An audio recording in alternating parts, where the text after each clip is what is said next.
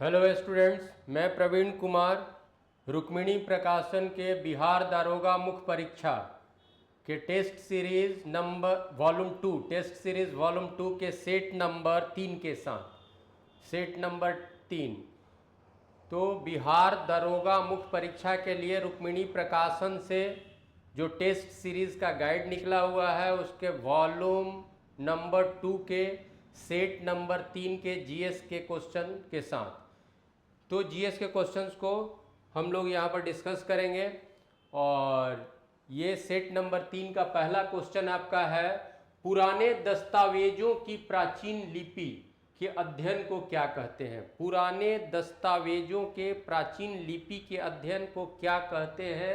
इसमें ऑप्शन है epigraphy, palaeography, archaeology, इनमें से कोई नहीं।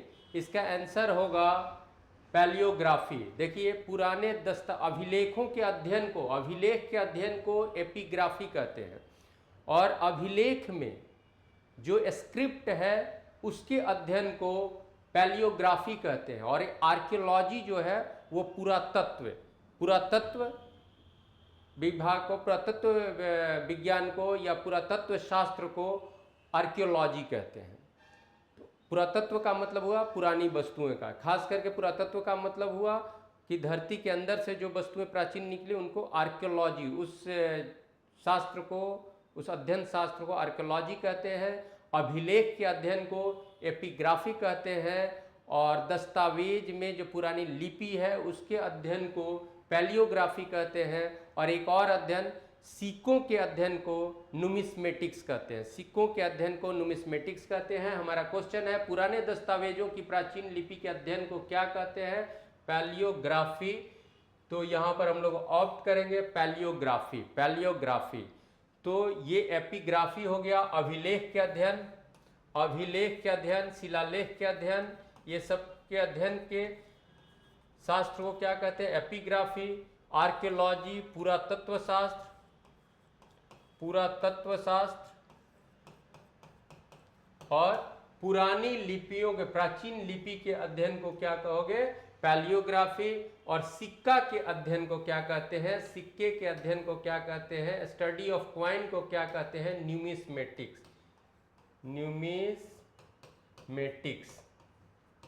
तो इतना इंफॉर्मेशन हम लोग लिए यहाँ पर कि एपिग्राफी, पैलियोग्राफी और आर्कियोलॉजी। और इसके साथ हम लोग नेक्स्ट क्वेश्चन की तरफ चलेंगे, नेक्स्ट क्वेश्चन को देखेंगे।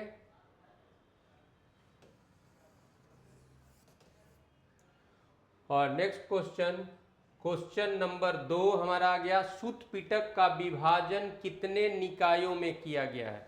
सूत पिटक का विभाजन, सूत पिटक क्या है, तो बौद्ध साहित्य है। तो सूत पिटक का विभाजन कितने निकायों में किया गया है, तो 5 निकाय। सूत पिटक का विभाजन 5 निकाय में है, दिघ निकाय, मध्यम निकाय, संयुक्त निकाय, अंगुत्तर निकाय और खुद्दक निकाय। तो सूत पिटक का विभाजन, बौद्ध साहित्य सूत पिटक का विभाजन 5 निकायों में किया गया है। इन 5 निकायों का नाम है दिघ निकाय, मध्यम निकाय, संयुक्त निकाय, अंगुत्तर निकाय और खुद्दक निकाय।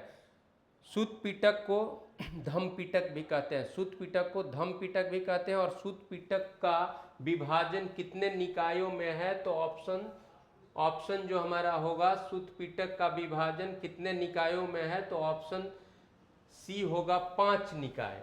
सूत पिटक का विभाजन 5 निकायों में किया गया है। और इन निकायों का अगर नाम लिखना चाहें तो लिखिए दिघ निकाय,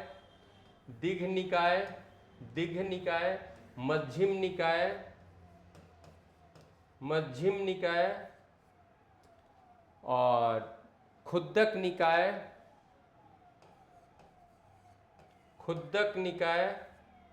अंगुत्तर निकाय।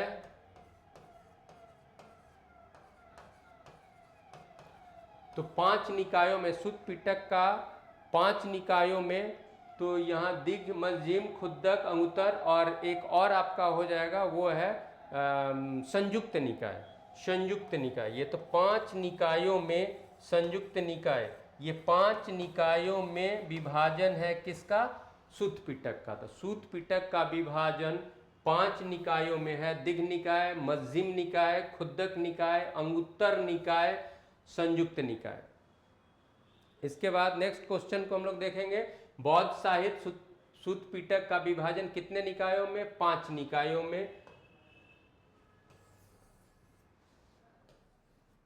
और नेक्स्ट क्वेश्चन की तरफ हम लोग देखेंगे, क्वेश्चन नंबर 3 हमारा आ गया, सिंधु घाटी सभ्यता मांडा, सिंधु घाटी सभ्यता मांडा किससे संबंधित है? थोड़ा सा यहाँ पर देखेंगे, सिंधु घाटी सभ्यता का एक स्थल मांडा, सिंधु घाटी सभ्यता का स्थल मांडा का एक स्थल मांडा किससे संबंधित है, यानी कहां पर है मांडा? तो सिंधु घाटी सभ्यता का स्थल मांडा किससे संबंधित है, यानी किस राज्य में? गुजरात में, हरियाणा, जम्मू कश्मीर, महाराष्ट्र। तो ये आंसर होगा जम्मू कश्मीर। तो सिंधु घाटी सभ्यता से संबंधित स्थल मांडा कहाँ स्थित है? जम्मू कश्मीर में। सिंधु घाटी सभ्यता का मुख्य रूप से विस्तार उत्तर पश्चिम भारत में था, सिंध घाटी क्षेत्र में था, सिंध घाटी क्षेत्र में था उत्तर पश्चिम भारत में। लेकिन सिंध घाटी क्षेत्र के परे भी उसके कुछ स्थल, उससे अलग भी कुछ स्थल मिले हैं। और फिर एक इंफॉर्मेशन ये कि सिंधु घाटी सभ्यता का सबसे उत्तरी स्थल कहाँ पर? तो वही मांडा है। तो मांडा, सिंधु घाटी सभ्यता का सबसे उत्तरी स्थल मांडा जम्मू कश्मीर में। सिंधु घाटी सभ्यता से संबंधित सबसे दक्षिणी स्थल दायमाबाद, एक दिन और बताए थे हम, दायमाबाद, ये महाराष्ट्र में,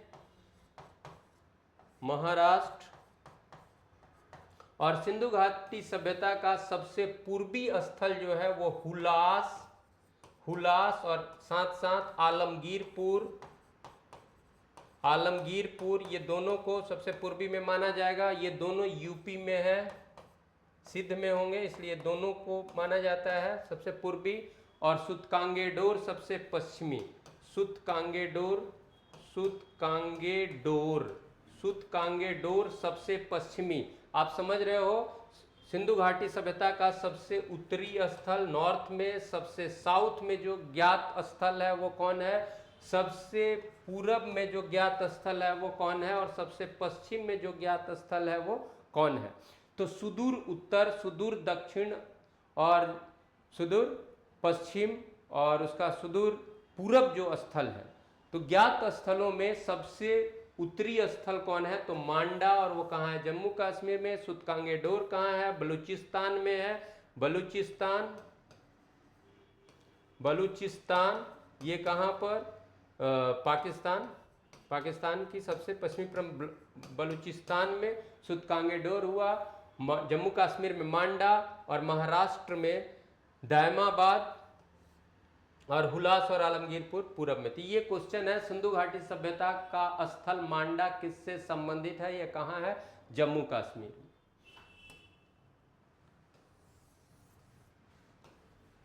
अब क्वेश्चन नंबर 3 के बाद, क्वेश्चन नंबर 3 के बाद नेक्स्ट क्वेश्चन के लिए हम लोग आएंगे। क्वेश्चन नंबर 4 हमारा क्या है? को वार्षिक इंटरनेशनल हैप्पीनेस डे के रूप में मनाया जाता है किस तारीख को, किस तिथि को, किस तिथि को वार्षिक इंटरनेशनल हैप्पीनेस डे के रूप में मनाया जाता है? तो वो है 20 मार्च। 20 मार्च को, 20 मार्च को वार्षिक इंटरनेशनल हैप्पीनेस डे के रूप में मनाया जाता है 20 मार्च। और 20 मार्च को अंतर्राष्ट्रीय गौरैया दिवस भी है। 20 मार्च को इंटरनेशनल हैप्पीनेस डे तो होता ही है, 20 मार्च को अंतर्राष्ट्रीय, अंतर्राष्ट्रीय गौरैया दिवस के रूप में भी मनाया जाता है, गौरैया दिवस के रूप में भी मनाया जाता है 20, यानी गौरैया दिवस भी 20 मार्च और इंटरनेशनल हैप्पीनेस डे भी 20 मार्च। साथ साथ यूएनओ द्वारा 2020 को, यूएनओ द्वारा 2020 का जो थीम है वो हैप्पियर टुगेदर, हैप्पियर टुगेदर ये थीम है यूएनओ का वर्ष 2020 का, happiness together, happiness together, happiness together ये थीम है, हैप्पीनेस टुगेदर ये थीम है यूएनओ का किस वर्ष के लिए? वर्ष 2020 का। तो ये सब इंफॉर्मेशन इंपॉर्टेंट है। क्वेश्चन आपका रहा कि किस तारीख को वार्षिक इंटरनेशनल हैप्पीनेस डे के रूप में मनाया जाता है 20 मार्च को, और वर्ष 2020 को यूएनओ ने हैप्पीनेस टुगेदर थीम दिया है, और गौरैया दिवस भी 20 मार्च को मनाया जाता है, अंतर्राष्ट्रीय गौरैया दिवस भी 20 मार्च को मनाया जाता है।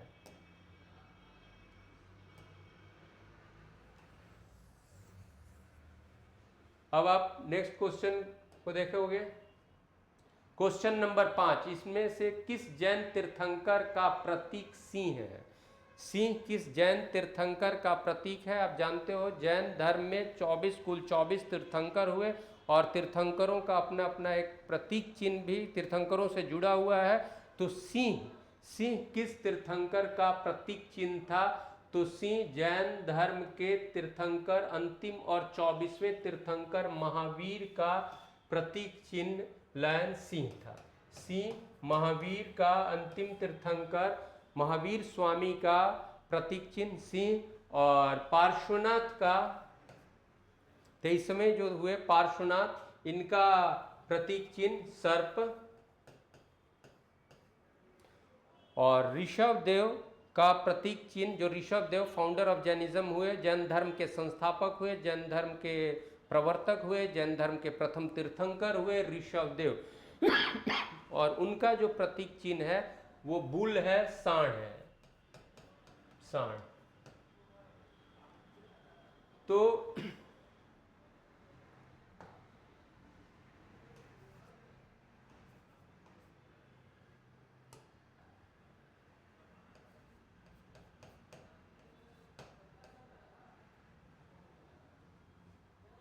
इनमें से किस तीर्थंकर का प्रतीक सिंह यानी लायन है? तो महावीर स्वामी का, और महावीर स्वामी जैन धर्म के अंतिम और 24वें तीर्थंकर। उसके बाद तीर्थंकर की परंपरा बंद हो गई।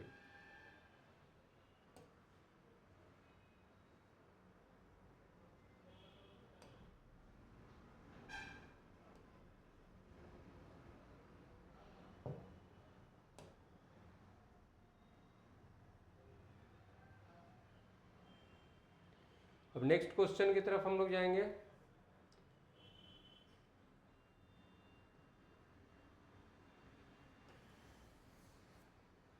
नेक्स्ट क्वेश्चन यानी क्वेश्चन नंबर 6। क्वेश्चन नंबर 6, किसको, इनमें से किसको कुणिक के नाम से जाना जाता है? ये प्राचीन अर्थ के शासक हैं, और इनमें से किनको कुणिक भी कहा जाता था? किस शासक को कुणिक कहा जाता था? ऑप्शन में आपका है नागदशक, बिंबिसार, अजातशत्रु और महानंदी। तो यहां देखिएगा कुणिक किसको, अजातशत्रु को कुणिक कहा जाता था। अजातशत्रु को कुणिक भी कहा जाता था, अजातशत्रु को कुणिक भी कहा जाता था, अजातशत्रु को कुणिक भी कहा जाता था। और बिंबिसार जो अजातशत्रु के फादर, अजातशत्रु के पिता, और बिंबिसार को श्रेणिक भी, ये कम जगह मिलता है, इसको आप ध्यान रखिएगा। बिंबिसार को श्रेणिक, बिंबिसार को श्रेणिक कहा जाता था, अजातशत्रु को कुणिक कहा जाता था। और ये हर्यक वंश के शासक हुए। हर्यक वंश के लगातार प्रथम 2 शासक बिंबिसार, और बिंबिसार की हत्या करके अजातशत्रु गद्दी पर आया, और अजातशत्रु भारतीय इतिहास में पहला पितृहंता शासक हुआ। तो अजातशत्रु को कुणिक और बिंबिसार को श्रेणिक।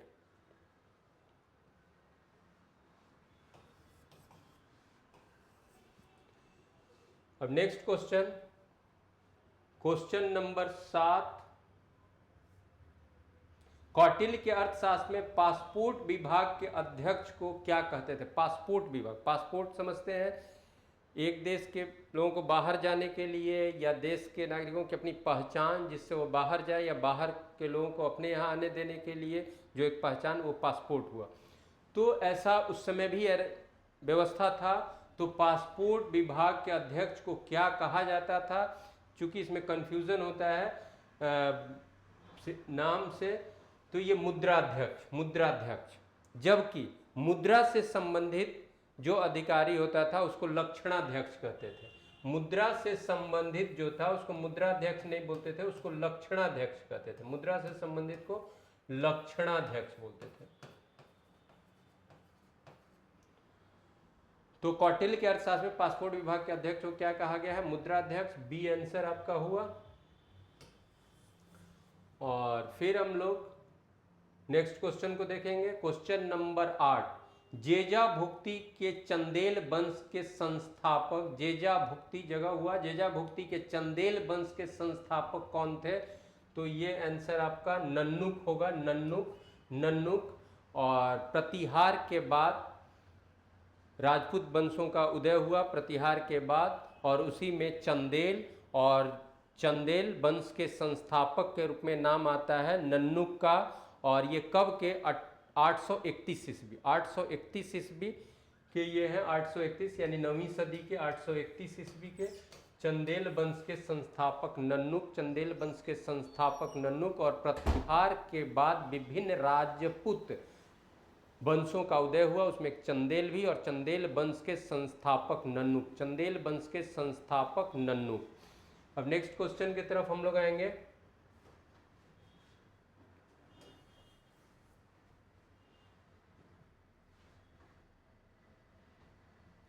वाणभट्ट के हर्षचरित में रेशम के बने कपड़े के लिए क्या शब्द का उल्लेख किया जाता था? तो लाल, लाला, तुंज, जिनासुंग, असुंग, ये सब जो था वो रेशम के लिए ही शब्द यूज हुआ है।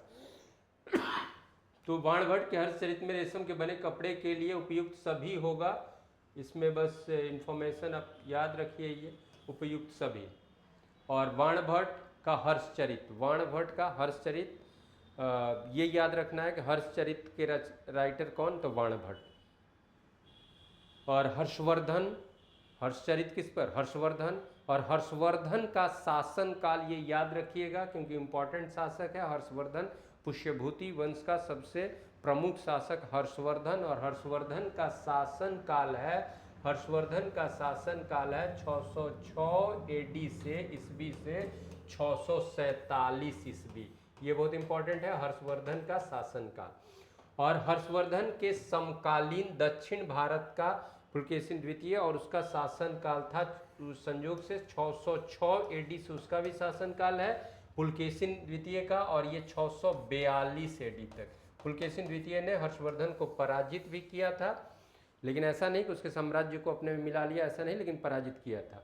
तो हर्षवर्धन का शासनकाल 606 से 647 एडी। और हर्षवर्धन के बारे में लिखने वाला एक व्यक्ति वो बाणभट्ट, और बाणभट्ट की पुस्तक होती है हर्षचरित।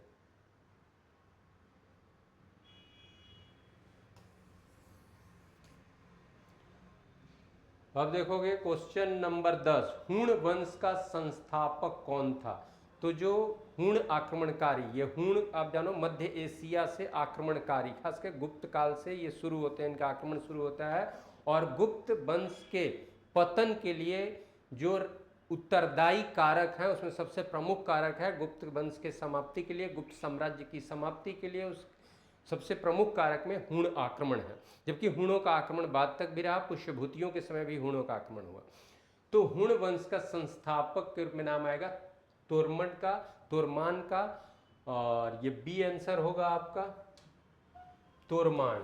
हुण वंश का संस्थापक तोरमान। और हुण कहाँ से? तो मध्य एशिया के हुण, मध्य एशिया के ये लड़ाकू किस्म के लोग थे, और ये भारत पर इनका आक्रमण होता रहा। जब भी यहाँ पर कोई प्रॉस्पेरिटी थोड़ा बढ़ी, संपन्नता बढ़ी, तो इनका आक्रमण होता था, ये लूट उट करके यहाँ से जाते थे। और गुप्त वंश के पतन का एक प्रमुख जो कारक है वो हुणों का आक्रमण है। तो हुण वंश के संस्थापक के रूप में नाम आता है तोरमान का। और हुण कहाँ से? सेंट्रल एशिया से, सेंट्रल एशिया से, सेंट्रल एशिया से, मध्य एशिया से।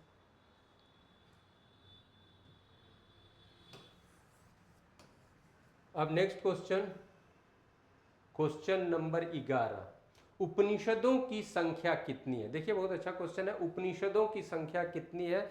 उपनिषदों की संख्या, उपनिषदों की कुल संख्या 108, उपनिषदों की कुल संख्या 108। लेकिन एक इंफॉर्मेशन यहाँ हम आपको देंगे कि अगर ये लिख दे आदि शंकराचार्य, आरंभी जो पहले शंकराचार्य, आदि शंकराचार्य के अनुसार, आदि शंकराचार्य के अनुसार उपनिषदों की कुल संख्या, उपनिषदों की कुल संख्या, तो ये 16। आदि शंकराचार्य ने उपनिषद को की कुल संख्या 16 बताया। अगर पूछ दिया आदि शंकराचार्य के अनुसार उपनिषदों की कुल संख्या, तो 16 कीजिएगा, ठीक है। अगर 16 नहीं है, कहीं कहीं 12 करता है, लेकिन मुख्य रूप से 16 ही मुख्य है। तो आदि शंकराचार्य के अनुसार उपनिषदों की कुल संख्या 16। और ऐसे अगर पूछेगा उपनिषदों की कुल संख्या, तो 108। बस इतना आपको जानना है। दूसरी बात, ये उपनिषद है क्या? तो उपनिषद को, उपनिषद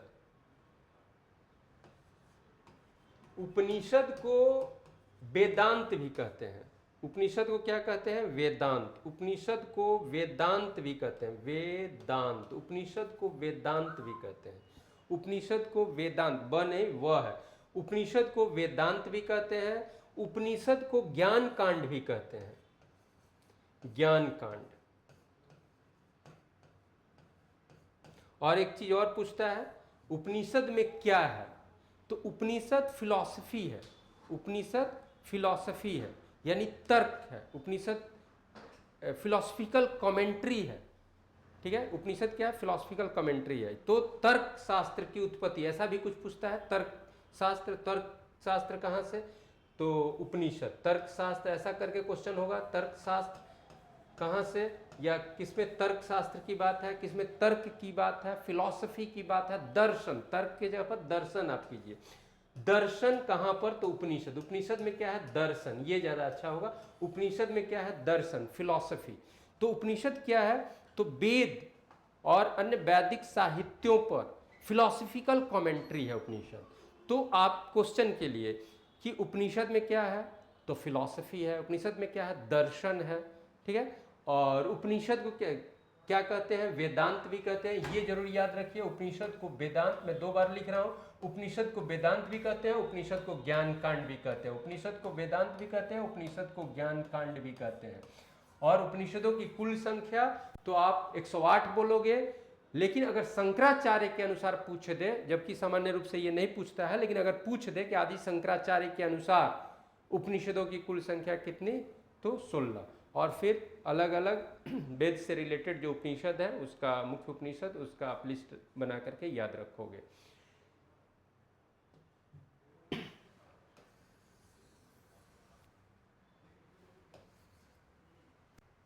अब क्वेश्चन नंबर 12, ऋग्वैदिक देवी देवताओं में अर्याणी किससे संबंधित? अर्याणी तो जंगल की देवी। आरण्य का मतलब ही होता है जंगल। आरण्य का मतलब होता है जंगल। आरण्य का मतलब होता है जंगल। आरण्य का मतलब होता है, आरण्य का मतलब होता है जंगल। आरण्य यानी फॉरेस्ट। आरण्य का मतलब होता है जंगल। तो आरण्य का मतलब जंगल। यहाँ पर है कि उपनिषदों की, सॉरी बहुत सेंसेटिव बोर्ड होता है भाई। उपनिषदों ऋग्वैदिक देवी देवताओं में अर्याणी किससे संबंधित है? तो जंगल की देवी। तो सी, 12 का आंसर हम लोग का सी होगा। 12 का आंसर सी होगा, जंगल की देवी। यानी आरण्य का मतलब होता है जंगल, और आर्याणी का मतलब हो गया जंगल की देवी, ठीक है। आर्याणी का मतलब हो गया जंगल की देवी। वेद और वेद पर जो भी ब्राह्मण साहित्य लिखे गए, और प्रत्येक ब्राह्मण साहित्य के अंतिम अध्याय को आरण्यक कहते हैं। प्रत्येक ब्राह्मण साहित्य, वेद और वेद पर ब्राह्मण साहित्य लिखे गए, बहुत से ब्राह्मण साहित्य लिखे गए, और प्रत्येक ब्राह्मण साहित्य के अंतिम अध्याय को आरण्यक कहते हैं। और आरण्यक में उस तरह के रिचुअल प्रैक्टिसेस का, उस तरह से के कर्मकांडों का उल्लेख है जिसको कहाँ करना है? जंगल में। इसलिए उसको आरण्यक कहते हैं। तो प्रत्येक ब्राह्मण साहित्य के अंतिम अध्याय को आरण्यक कहते हैं। और आरण्यक पर ही जो फिलोसफिकल कमेंट्री लिखा गया उसको उपनिषद कहते हैं। खैर, यहाँ पर आप सीधे जानो, आर्याणी किस देवी को? तो जंगल की देवी को वेद में क्या कहा गया है? आर्याणी कहा गया है।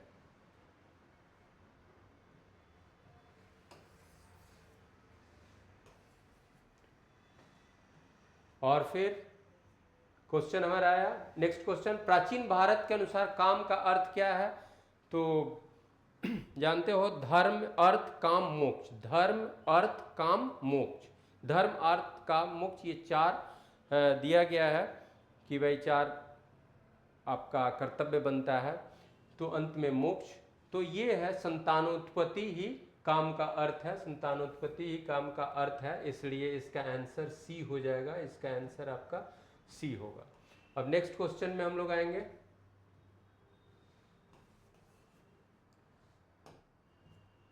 14 नंबर क्वेश्चन, 23वें जैन तीर्थंकर पार्श्वनाथ का प्रतीक क्या? यह भी हम लोग 24वें का कहीं हम लोग देखे थे, पहला या दूसरा क्वेश्चन कोई था कि सिंह किसका प्रतीक है, तो हम लोग बात किए थे कि सिंह प्रतीक जो 24वें तीर्थंकर का, उसी तरह का क्वेश्चन वहां पर हमने बताया भी था। 23वें तीर्थंकर पार्श्वनाथ का प्रतीक क्या था? तो 23वें तीर्थंकर पार्श्वनाथ का प्रतीक मैं वहां बताया था सर्प, तो यहाँ पर आंसर आपका उसी से बन जाता है सर्प फन या सर्प सी।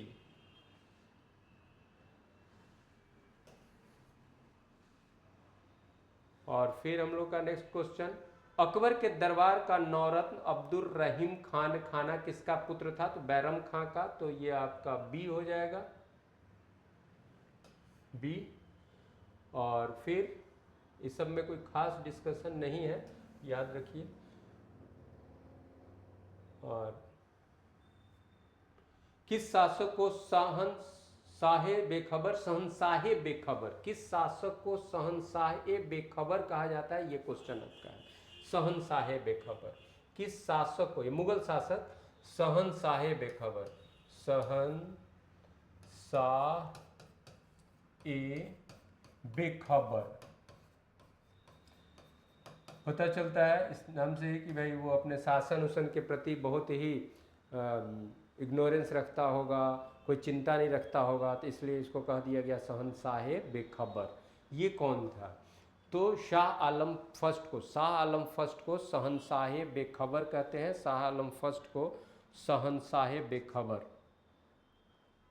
शाह आलम फर्स्ट, शाह आलम फर्स्ट को शहंशाहे बेखबर कहेंगे। तो शहंशाहे बेखबर भी इनको कहेंगे, इनको क्या कहेंगे? शाह आलम फर्स्ट, शाह आलम प्रथम, ठीक है। इनको मुअज्जम भी कहते हैं, क्या कहते हैं? मुअज्जम, मुअज्जम भी इसी का नाम है, मुअज्जम। बहादुर शाह प्रथम, बहादुर शाह फर्स्ट। देखिए किसी भी डायनेस्टी में फर्स्ट सेकंड का मतलब वो वही नाम फिर आगे आता है गद्दी पर, कोई राजा उसी नाम का बनता है, तो फर्स्ट सेकंड इतिहासकार हम लोग सुविधा के लिए, मैंने इतिहासकारों के द्वारा सुविधा के लिए दिया जाता है। तो शहंशाहे बेखबर ये कब? तो औरंगजेब की मृत्यु के बाद। औरंगजेब की मृत्यु कब? 1707 में। तो औरंगजेब की मृत्यु के बाद जो गद्दी पर आया वो व्यक्ति कौन था? मुअज्जम,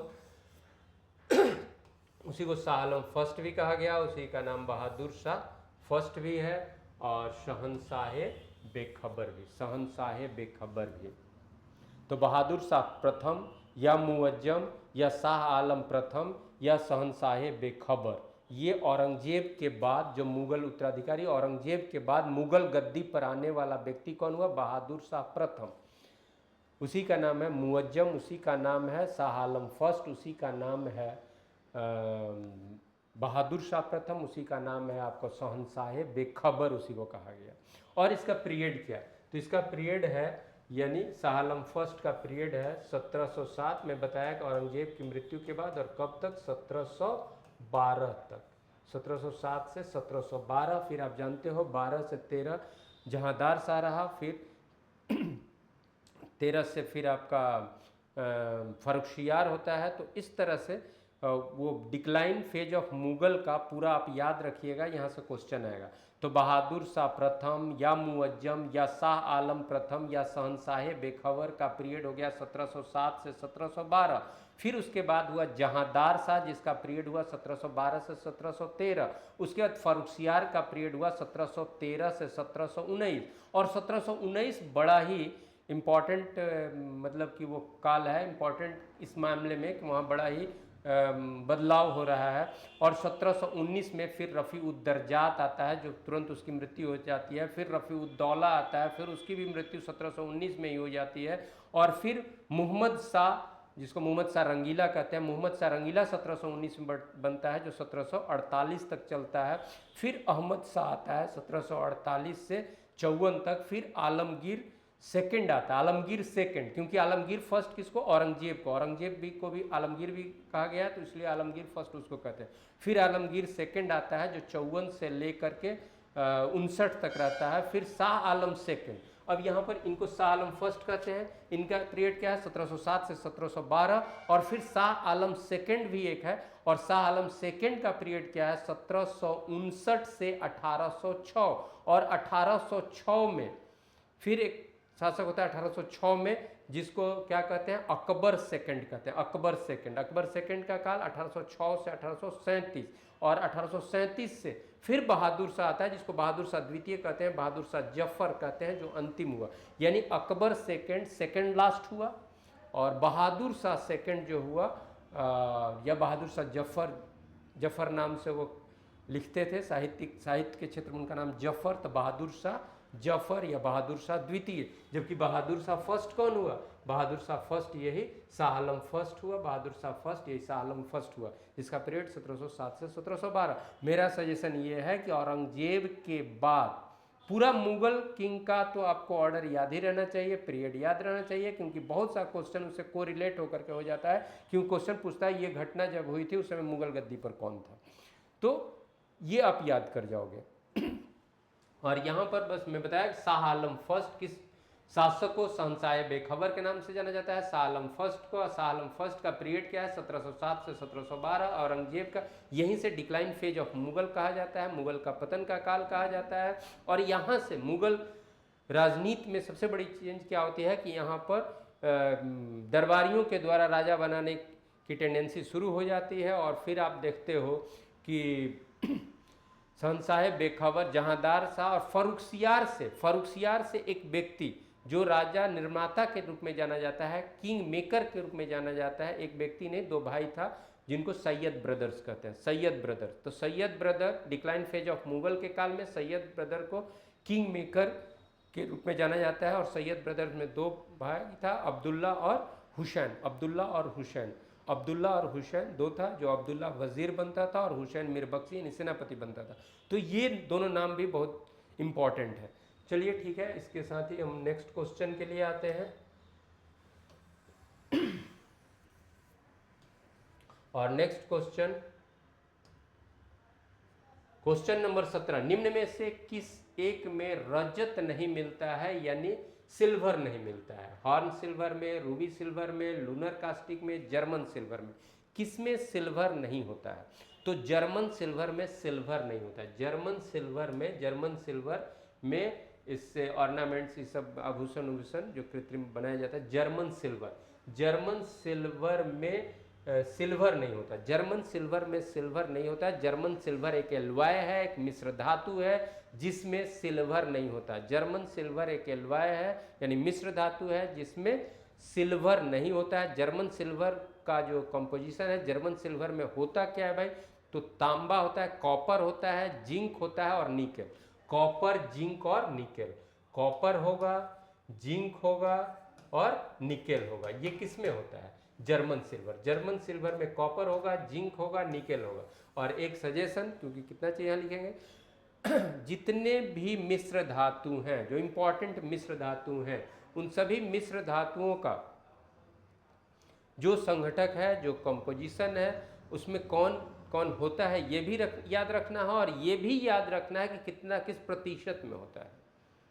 ये जनरल स्टडीज़ के लिए एक इम्पॉर्टेंट फील्ड होता है, यहाँ से क्वेश्चन बनता है, एक इंपॉर्टेंट क्षेत्र है, यहाँ से क्वेश्चन बनता है। उसी तरह का हमारा क्वेश्चन है, निम्न में से किस एक में सिल्वर नहीं होता है? तो जर्मन सिल्वर में सिल्वर नहीं होता है। और जर्मन सिल्वर में क्या क्या होता है, इसके कंपोनेंट्स क्या हैं? तो कॉपर है, जिंक है और निकेल है। कॉपर है, जिंक है और निकेल है। और हॉर्न सिल्वर जो है वो सिल्वर क्लोराइड है। हॉर्न सिल्वर क्या है? तो सिल्वर क्लोराइड है। ये कोई मिश्र धातु नहीं है, सिल्वर का क्लोराइड है। रूबी सिल्वर है, उसमें सिल्वर होता है और सल्फर होता है। सिल्वर होता है, सल्फर होता है। तो इसी तरह लूनर कास्टिक जो है AgNO3 वो यानी ये एल्वाय हुआ और वो सब कंपाउंड है, वो कंपाउंड हो गया। तो यहाँ पर क्वेश्चन था निम्न में किस एक में रजत नहीं होता है, तो जर्मन सिल्वर में, क्योंकि ये सिल्वर क्लोराइड हो गया, रूबी जो हो गया सिल्वर और सल्फर हो गया, और लूनर कास्टिक जो हो गया वो कंपाउंड के रूप में AgNO3 हो गया। तो AgNO3 यहाँ तो सिल्वर है ही, रूबी सिल्वर में जा रहे हैं, तो ये सिल्वर का क्लोराइड है, सिल्वर क्लोराइड है, सिल्वर का क्लोराइड है, सिल्वर क्लोराइड है, तो इसमें भी सिल्वर क्लोराइड है, तो इसमें भी सिल्वर है। हॉर्न सिल्वर में जा रहे हो तो रूबी सिल्वर सिल्वर और सल्फर होगा, सिल्वर और सल्फर होगा, इसमें सिल्वर सल्फर का ये कंपाउंड है, और ये सिल्वर का क्लोराइड है, सिल्वर क्लोराइड है।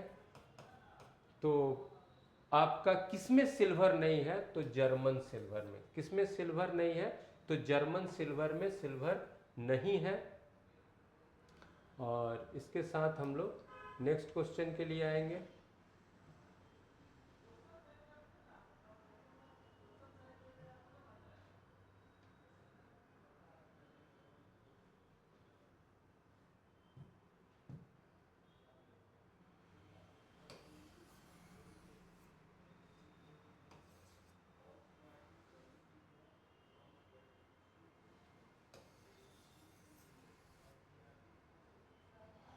अब क्वेश्चन नंबर 18, कैगा परमाणु ऊर्जा संयंत्र का संचालन कौन कंपनी कर रही है, तो ये भवानी कंपनी है, भाविनी कंपनी है, ये कंपनी कैगा परमाणु ऊर्जा संयंत्र का संचालन कर रही है। तो ये बस आपका करंट का क्वेश्चन हो गया। अब नेक्स्ट क्वेश्चन के लिए हम लोग आएंगे। क्वेश्चन हुआ शंक्वार ठोस के गुरुत्व केंद्र की स्थिति कहाँ होती है। शंक्वार ठोस के गुरुत्व केंद्र की स्थिति कहाँ होती है। शंक्वार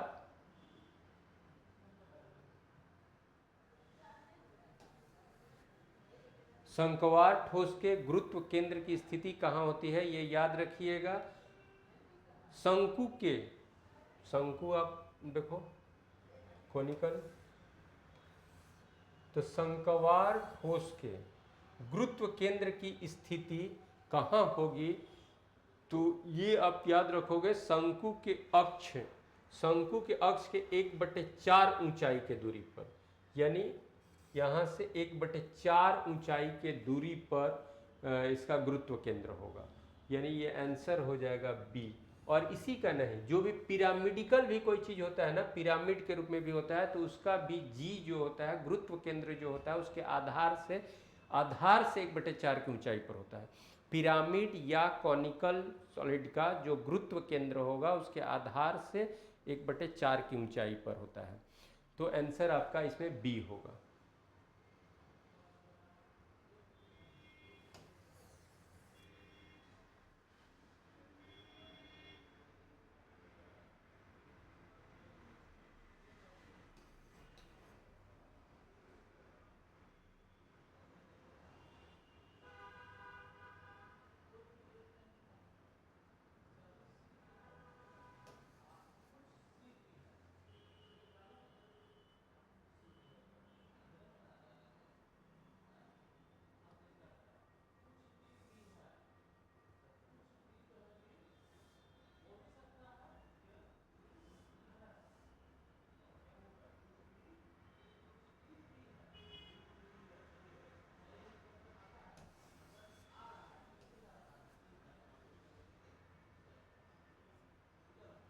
अब हाइड्रोलिक लिफ्ट किस सिद्धांत पर आधारित है। हाइड्रोलिक लिफ्ट जो है वो पास्कल के सिद्धांत पर आधारित है। हाइड्रोलिक लिफ्ट पास्कल के सिद्धांत पर काम करता है, और पास्कल का सिद्धांत क्या होता है, दाब बराबर बल बटे क्षेत्रफल, दाब बराबर बल बटे क्षेत्रफल।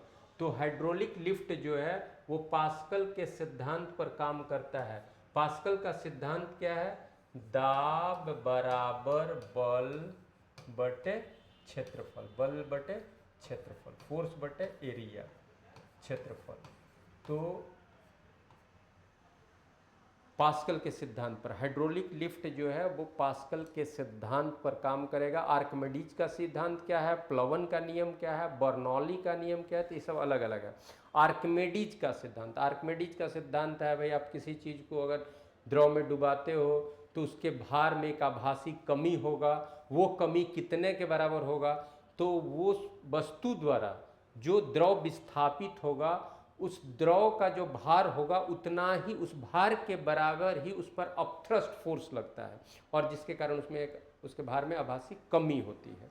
ये आर्किमिडीज का हो गया। प्लवन का सिद्धांत वही है, जब भार में आभासी कमी होगा तो वो ऊपर की तरफ जाएगा। आपका फिर बर्नौली प्रमेय है, बर्नौली है कि अगर वेलोसिटी बढ़ रहा है, वेलोसिटी बढ़ रहा है तो वहाँ प्रेशर क्या होगा, कम होगा। बर्नौली में ही बताया जाता है कि अगर आप प्लेटफॉर्म पर खड़ा हो, तेज़ी से गाड़ी आ रही है तो आगे की तरफ आप जो गाड़ी की तरफ गिरने की संभावना है, यानी वेलोसिटी वहाँ पर गाड़ी के कारण वेलोसिटी है तो वहाँ प्रेशर कम होगा। ये बर्नौली का हुआ। आर्किमिडीज का क्या है, आभासी कमी का बात हो गया, और आभासी कमी के कारण जो ऊपर वस्तु के द्रव में ऊपर जाने का वो उत्प्लावन सिद्धांत हो गया।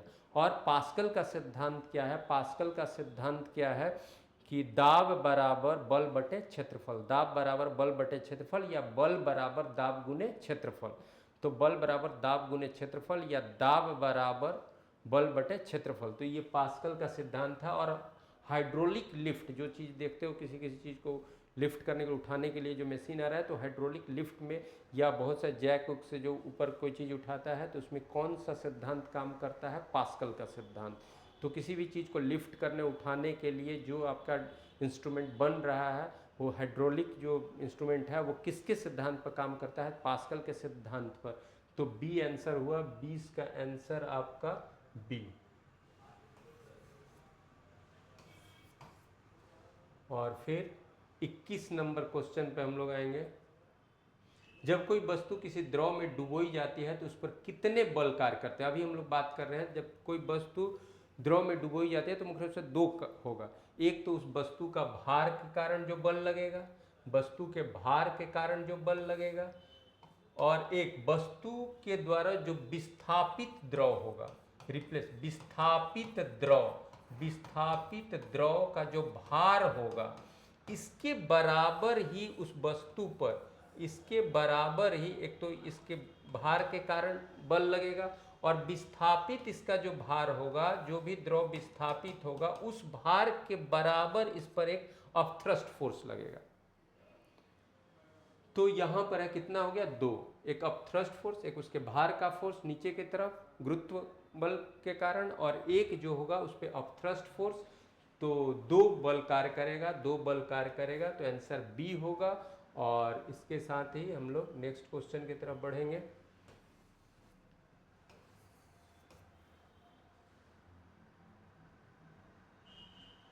क्वेश्चन नंबर 22, एक ही पदार्थ के विभिन्न अणुओं के मध्य लगने वाले अंतराण्विक आकर्षण बल को, अंतराण्विक बल या अंतराण्विक आकर्षण बल को क्या कहा जाता है।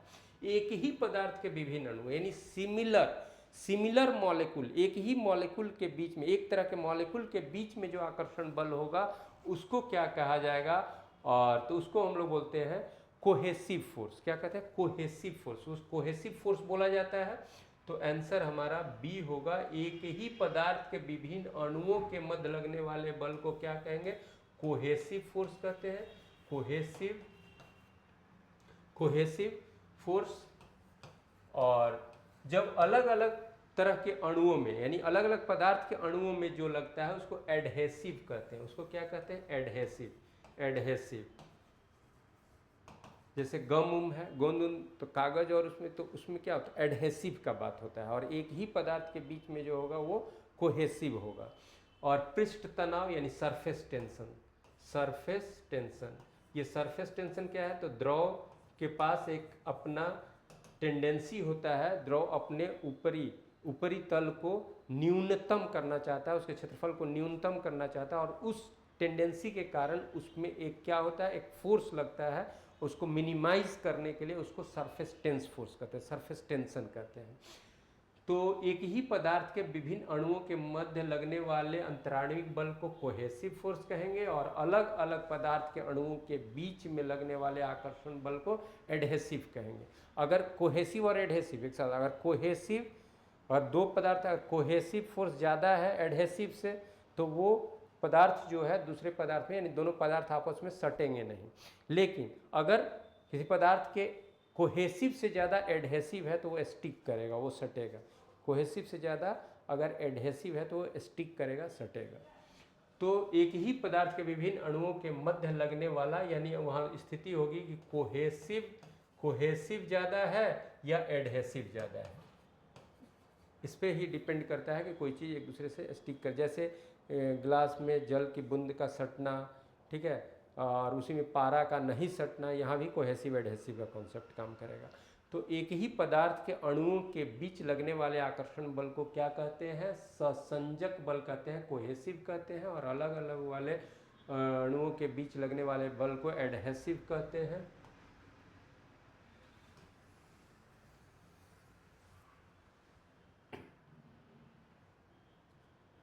अब क्वेश्चन 3 है, 23 नंबर क्वेश्चन है। 23 नंबर क्वेश्चन है, 3 भौतिक राशि है और उसका एसआई मात्रक आपको क्या करना है? मिलाना है। Question number 23। तो बल, तो बल का तो सबको याद है भाई, बल का क्या होता है? तो न्यूटन, बल का न्यूटन। संवेग का क्या होगा? Newton metre square. प्रतिबल का क्या होगा? सॉरी, संवेग का, संवेग मोमेंटम हुआ ना, इसको हटाइए। तो बल का हो गया न्यूटन,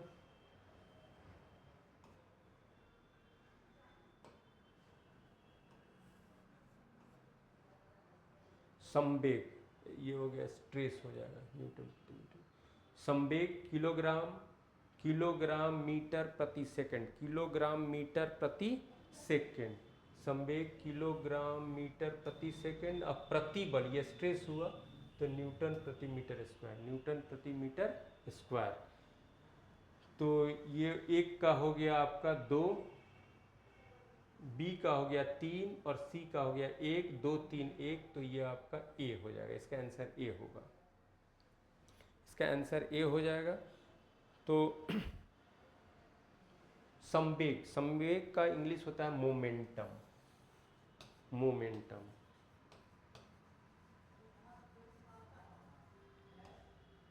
मोमेंटम, और मोमेंटम हो गया mass into velocity, mass into velocity, द्रव्यमान गुने वेग, मास इंटू वेलोसिटी। तो अब इसी से देख लीजिए, मास का क्या कीजिएगा? केजी, और वेलोसिटी का क्या कीजिएगा? मीटर प्रति सेकंड, तो मीटर पर सेकंड। तो इसी पर किलोग्राम मीटर प्रति सेकंड, किलोग्राम मीटर पर सेकंड, किलोग्राम मीटर पर सेकंड। तो ये संवेग हो गया। प्रतिबल, स्ट्रेस हो गया, तो कितना फोर्स कितना एरिया पर, तो न्यूटन पर मीटर स्क्वायर हो जाएगा। कितना फोर्स कितना एरिया पर, तो प्रतिबल इस हिसाब से, तो न्यूटन पर मीटर स्क्वायर हो गया। बल का आप जानते हो, बल का न्यूटन होता है, फोर्स का न्यूटन होता है। तो इस तरह से हमारा डिसाइड हुआ ए, तो 23 का आंसर ए।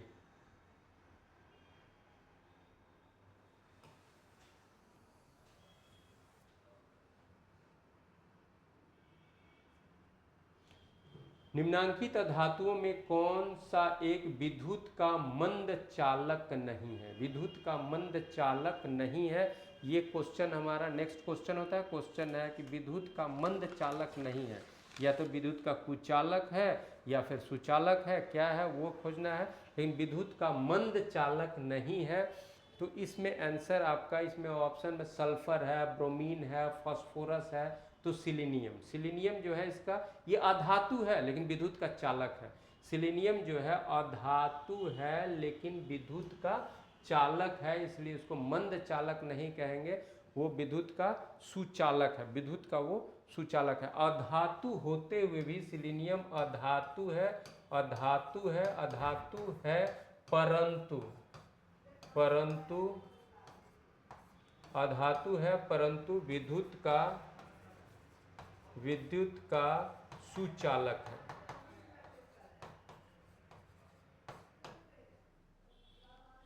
तो और ये सब जैसे सल्फर हो गया, ये मंद चालक में आता है।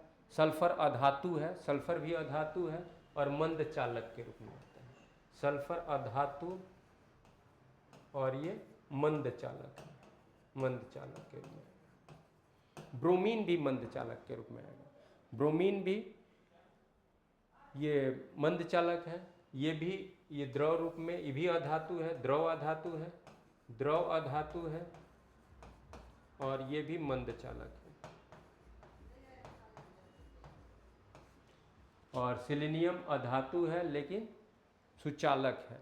और फास्फोरस ये भी अधातु है, ये सब के सब अधातु ही है, ये भी अधातु है और ये भी मंद चालक है। तो यहाँ पर याद करने वाली बात यही है कि सिलीनियम जो है अधातु है लेकिन विद्युत का सुचालक है।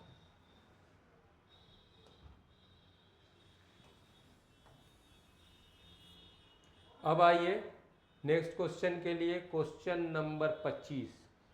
अब एक विमीय गति, द्विविमीय गति और त्रिविमीय यानी 3 डायमेंशनल, इसको मिलाना है कि कौन सी गति को एक विमीय कहिएगा, कौन सी गति एक विमीय। तो सीधे आपको दिख रहा है कि सड़क पर दौड़ती हुई कार जो है सीधा, तो उसमें एक ही डायमेंशन होगा ना। तो एक विमीय गति तो 3 मिला दीजिए, एक विमीय गति सड़क पर दौड़ती। द्विविमीय गति, सूर्य का चक्कर लग रहा है तो 2 एक्सिस में होगा, तो द्विविमीय गति ये सूर्य का चक्कर लगाता ग्रह हो जाएगा। और कोई भी जो एरियल होगा, एरियल मूवमेंट जो भी होगा, आकाश में पक्षी उड़ रहा है, एरोप्लेन है, वो 3 डायमेंशनल होगा। तो हमारा हुआ 3, ए का 3, बी का 1 और सी का 2। 3 1 2 और 3 1 2 के अनुसार हमारा आंसर डिसाइड होगा 3 1 2, तो बी। अब नेक्स्ट क्वेश्चन, क्वेश्चन नंबर 26 के तरफ चलना है।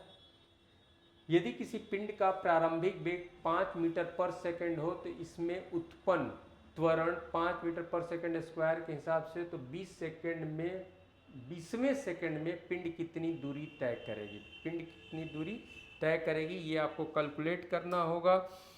और इसको अगर कैलकुलेट करना है तो फिर आप 2 तरीका होगा। एक तो 20 सेकंड तक का आप निकाल लीजिए और 19 सेकंड तक का निकाल लीजिए। 20वें सेकंड तक में जितना दूरी तय हुआ है उससे 19वीं सेकंड तक जितना दूरी तय हुआ है उसको घटा लीजिए। तो दूरी के लिए s बराबर ut plus half A T square से आप चल सकते हैं। s बराबर ut plus half A T square से। तो एक 20 सेकंड तक का निकाल लीजिए और एक 19 सेकंड तक का निकाल लीजिए और फिर 20 सेकंड तक के तय दूरी में से 19 सेकंड के तय दूरी को क्या कर दीजिए, घटा दीजिए, तो उससे आपका निकल जाएगा। 20वें सेकंड में दिया हुआ है तो 5s 20वें सेकंड में, आंसर आपका शायद इसमें है 20वें सेकंड में। तो जैसे मान लीजिए, या फिर आप प्रोग्रेशन वाले सूत्र से जा सकते हैं। तो s जो nth हमारा निकालना है उसको u प्लस a/2 और 2n-1 पर, इस सूत्र पर भी आप सीधे 20वें सेकंड में जाकर निकाल सकते हैं कि जैसे आपका जो भी nth निकालना है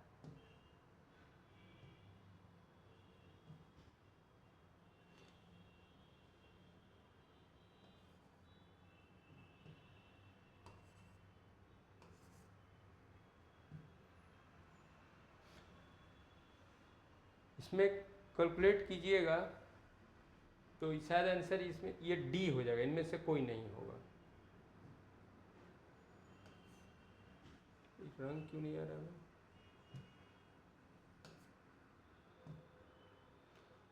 इसका आंसर डी हो जाएगा, 83 आएगा इसका आंसर, 83 मीटर आ जाएगा।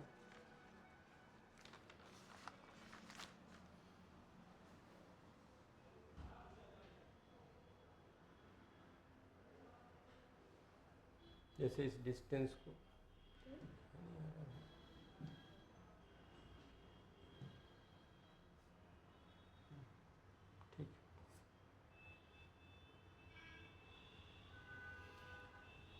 तो nth टर्म आपका जो निकालना होगा तो इसके लिए आप कीजिएगा u plus a/2 into 2n minus 1 होता है, 2n माइनस 1। इससे निकालना है तो सीधे 20वें सेकंड को दे करके, तो 20वें सेकंड में क्या होगा, तो u क्या आरंभिक वेग क्या है 5, a क्या है यानी एक्सेलरेशन क्या है तो 4, तो ये 2 हो गया, 2 हो जाएगा। और 20वें सेकंड में तो 2n क्या है तो 20 है, तो 40 माइनस 1 हो जाएगा, तो ये हो जाएगा 5 प्लस 39 गुने 2 यानी 78, और 78 और 5 कीजिएगा तो 83 हो जाएगा, 78 और 5 कीजिएगा तो 83 होगा, इसलिए ये आंसर डी हो जाएगा। और एक हमने क्या बताया कि आप 20 सेकंड तक का दूरी निकाल लीजिए, 19 सेकंड तक का दूरी निकाल लीजिए, और 20 सेकंड तक जो दूरी आप इससे निकालें एस बराबर U T plus half A T square से, उस 20 सेकंड के दूरी में से 19 सेकंड तक का दूरी को घटा लीजिए, दोनों तरीके से होगा। नहीं तो ये प्रोग्रेशन वाले इससे आप चले जाइए u प्लस a/2 इन 2n माइनस 1 से, इससे भी आपका हो जाएगा, ये आरंभिक हो जाता है, ये एक्सेलरेशन हो गया, और इससे आपका भी निकल जाएगा। हाँ, नहीं तो s बराबर U T plus half A T square से, तो s निकालना है तो 20 सेकंड का अगर निकालना है तो 20 सेकंड तक का अगर निकालना है उससे, तो यू टी तो कितना है भाई, तो 20, u क्या है आपका 5, तो 5 गुने 20 प्लस हाफ, a कितना है 4, और t कितना है u 5 गुने 20, हाँ तो t क्या है, तो t फिर आपका 20 कीजिएगा तो इससे भी आपका निकल जाएगा, यहाँ 40 हो जाएगा, ये 100 हो जाएगा, प्लस 40 हो जाएगा, 140 हो जाएगा। और इसी तरह से आप फिर 19 सेकंड का निकाल के उसको घटाइएगा तो वहाँ आ जाएगा। हाँ, नहीं तो सबसे अच्छा है इस फार्मूला से आप निकालिए, u बराबर u plus a/2 2n minus, जो प्रोग्रेशन का फार्मूला है, इससे आइएगा तो 83 हो जाएगा। तो इसका आंसर नन ऑफ दीज होगा, 83 होगा, 83 मीटर होगा। और फिर नेक्स्ट क्वेश्चन के लिए हम लोग आएंगे।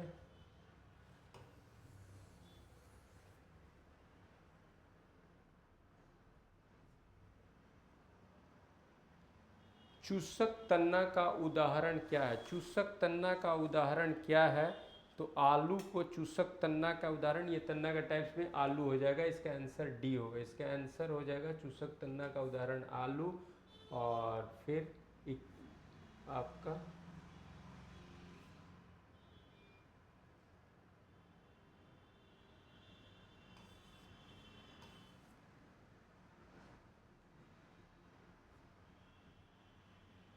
संयुक्त पुष्प क्रम का उदाहरण क्या है, संयुक्त पुष्प क्रम, संयुक्त पुष्प क्रम का उदाहरण इसमें से कौन होगा, तो अंगूर का जो बेल है वो संयुक्त पुष्प क्रम होता है, एक साथ कंबाइन उसके पुष्प निकलते हैं, तो ये संयुक्त पुष्प क्रम का होगा अंगूर का बेल, अंगूर बेल यानी अंगूर।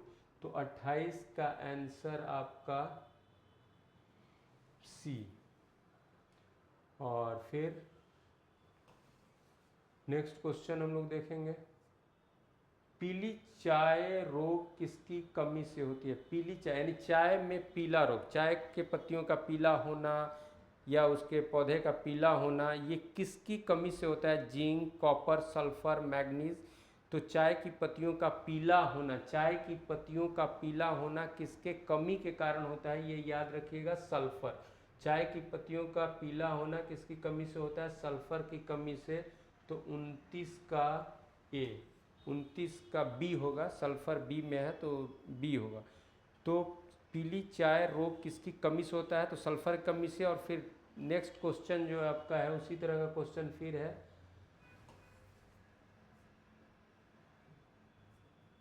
सेव का कौन सा भाग हम लोग खाते हैं, मांसल भाग, मांसल पुष्पाशय में फल भीति कि भ्रूणपोष या मांसल आशय, कौन सा भाग इसमें सेव का कौन सा भाग खाया जाता है, तो मांसल पुष्पासन, यानी जो हम लोग खाते हैं वो पुष्प के रूप में, उसको पुष्प बोटनी में जाना जाता है, इसलिए ये मांसल पुष्पासन जो भाग होता है उसको खाया जाता है, वो खाने वाला वही भाग होता है। अब नेक्स्ट क्वेश्चन के लिए क्वेश्चन नंबर 31, रजोदर्शन जो मेंस होता है का औसत समय कितना दिन होता है? तो इसमें 30 दिन, 21 दिन, 28 दिन, 14 दिन, ये जो होता है वो जो साइकिल होता है लेडीज़ में जो साइकिल होता है स्त्रियों में तो वो कितने दिनों का होता है? वो 28 दिन का। तो 31 का आंसर सी हो जाएगा, 31 का आंसर सी होगा। मेंस साइकिल कितने दिनों का? 28 दिनों का होता है। और फिर उसी तरह का नेक्स्ट क्वेश्चन, शिशुओं के जन्म दर को नियंत्रित करने हेतु इनमें से कौन सी विधि उपयोग नहीं की जाती है?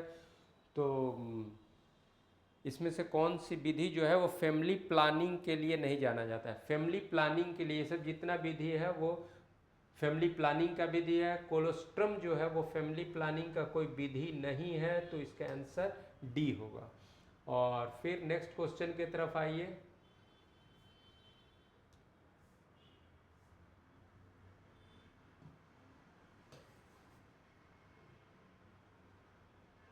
तैतीस, इनमें से किसका दांत एक्रोडोंट प्रकार का होता है? एक्रोडोंट प्रकार का दांत का मतलब होता है कि उसमें जबड़ा नहीं हो, बिना जबड़ा का वो दांत होता है। तो एक्रोडोंट प्रकार का दांत इनमें से कौन होता है जिसमें जबड़ा नहीं? जैसे हम लोग का जबड़ा होता है, मतलब जबड़ा का मतलब उसको मसूढ़ा में वो लगा रहता है। तो किस ऐसा कौन सा है जिसका दांत एक्रोडोंट होता है, यानी बिना मसूढ़ा का होता है? तो ये सांप में मिलेगा, सर्प में। तो 33 का आंसर सी होगा, 33 का आंसर सी होता है ये सर्प में। लेकिन कुछ मछलियों में भी इस तरह से मिलता है, तो कहीं कहीं मछली भी, लेकिन मछली और सर्प दोनों रहेगा तो आपको स्नेक सांप करना होगा। एक्रोडोंट जो दांत है उसमें अगर मछली और सर्प दोनों है तो सर्प करोगे। और ऐसे कुछ मछलियों में भी एक्रोडेंट मिलता है। एक्रोडेंट का मतलब बिना मतलब कि उसको क्या बोलते हो, जबड़ा या फिर मसूड़ा, बिना मसूड़ा का होना, डायरेक्ट उसके लिए कोई मसूड़ा अलग से अरेंजमेंट नहीं होता है, तो उसको एक्रोडेंट कहते हैं। और एक्रोडेंट जो होता है वो सांप में होगा और कुछ मछलियों में भी होता है।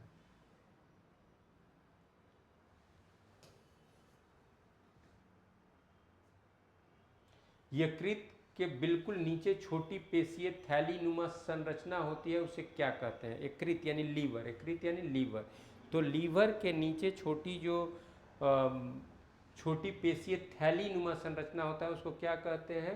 गोल ब्लैडर कहते हैं। गोल ब्लैडर यानी पित्ताशय।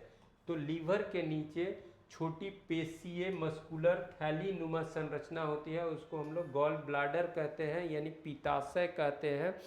पाइल पित्ताशय कहते हैं जिसमें बाइल जूस निकलता है उसमें, तो पित्ताशय, इसको गॉल ब्लैडर कहते हैं, गॉल ब्लैडर।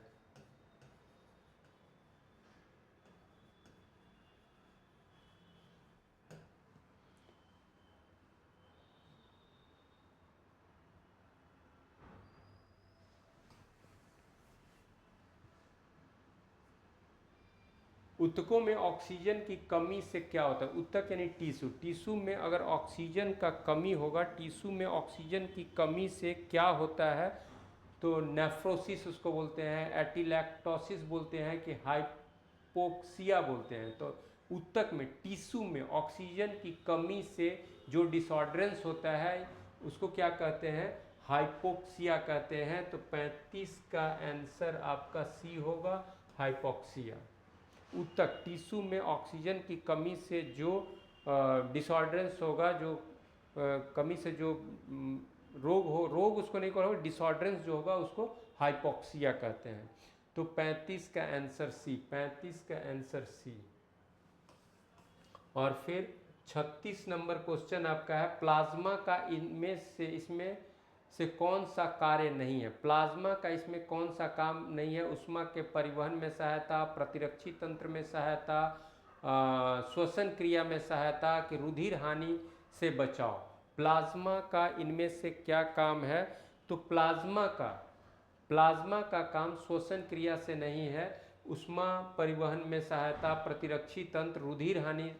प्लाज्मा ब्लड के साथ, ब्लड का ज़्यादा भाग क्या? तो प्लाज्मा। तो प्लाज्मा में श्वसन क्रिया में सहायता प्लाज्मा का नहीं है काम। तो ये आंसर सी होगा। और उसके बाद आप आओगे नेक्स्ट क्वेश्चन 37 के लिए। क्वेश्चन नंबर 37 के लिए, हृदय जब धड़कना बंद कर देता है तो उसे क्या कहते हैं? तो पूर्ण हृदय यानी हृदय जब धड़कना बंद करता है तो उसको क्या कहते हैं? तो कंप्लीट कार्डिक रेस्ट कहते हैं, कंप्लीट कार्डिक रेस्ट कहते हैं। तो 37 का आंसर हमारा सी होगा। और इसके साथ ही हम लोग नेक्स्ट क्वेश्चन की तरफ आएंगे। Question number 38। क्वेश्चन नंबर 38 हमारा क्या है? द्रव अनुपाती क्रिया का नियम किसने प्रतिपादित किया? द्रव अनुपाती क्रिया का नियम किसने प्रतिपादित किया?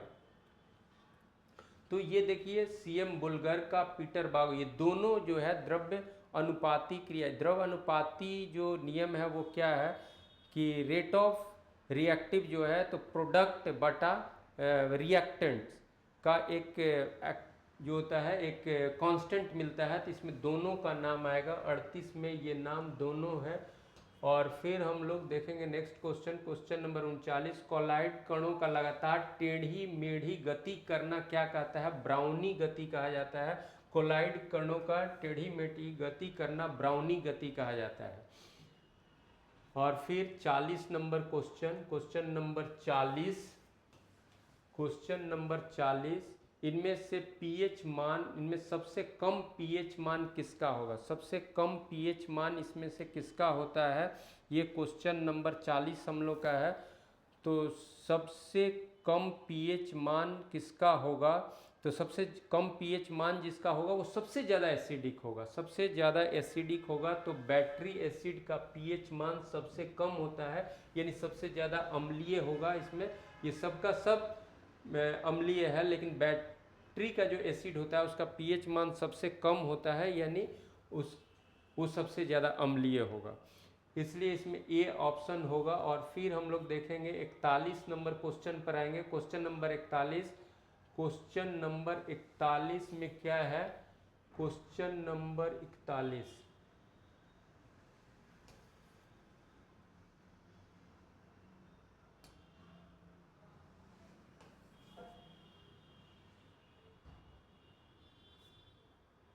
पोटासियम ब्रोमाइड का इसमें से किस में उपयोग होता है? पोटासियम ब्रोमाइड का उपयोग इसमें से किस काम में होता है? फोटोग्राफी में, बैटरी में, गन पाउडर में।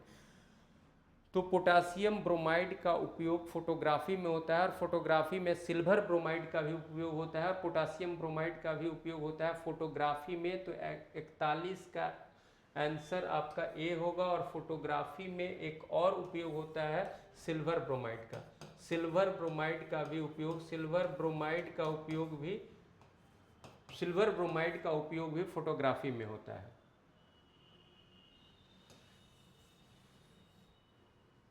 अब नेक्स्ट क्वेश्चन के लिए हम लोग देखेंगे क्वेश्चन नंबर 42। 22 कैरेट सोना में कितना भाग कॉपर मिला हुआ है? तो 24 कैरेट शुद्ध होता है, तो 22 कैरेट है तो 2 भाग कीजिए, 2 भाग इसमें कॉपर मिला हुआ है। 24 कैरेट शुद्ध होता है, तो 22 कैरेट का है तो उसमें कितना भाग कॉपर मिला हुआ है? तो 2 भाग। तो 42 का आंसर बी, 42 का आंसर बी हुआ। और उसी तरह से फिर हम लोग नेक्स्ट क्वेश्चन 43 नंबर क्वेश्चन देंगे। ब्रास में नहीं होता है, ब्रास में नहीं होता है, ब्रास का क्या क्या कंपोजिशन होता है? ब्रास में इसमें से क्या नहीं होगा? तो ब्रास में टीन नहीं होता है, एसएन नहीं होता है, ब्रास में एसएन नहीं होता है, टीन नहीं होता है, ब्रास में टीन नहीं होता है।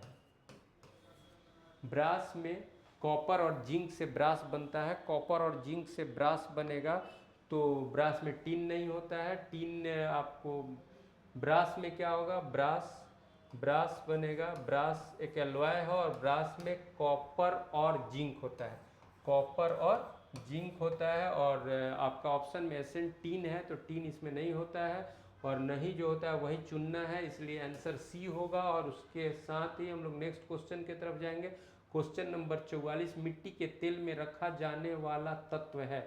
मिट्टी के तेल में, क्योंकि ऐसे बहुत ज़्यादा रिएक्टिव होता है, तो जो रिएक्टिव होता है यानी कि ऑक्सीजन के साथ रिएक्शन कर लेगा, तो उसमें से किसको मिट्टी के तेल में रखा जाता है? तो सोडियम होगा, मिट्टी के तेल में रखना पड़ता है सोडियम को।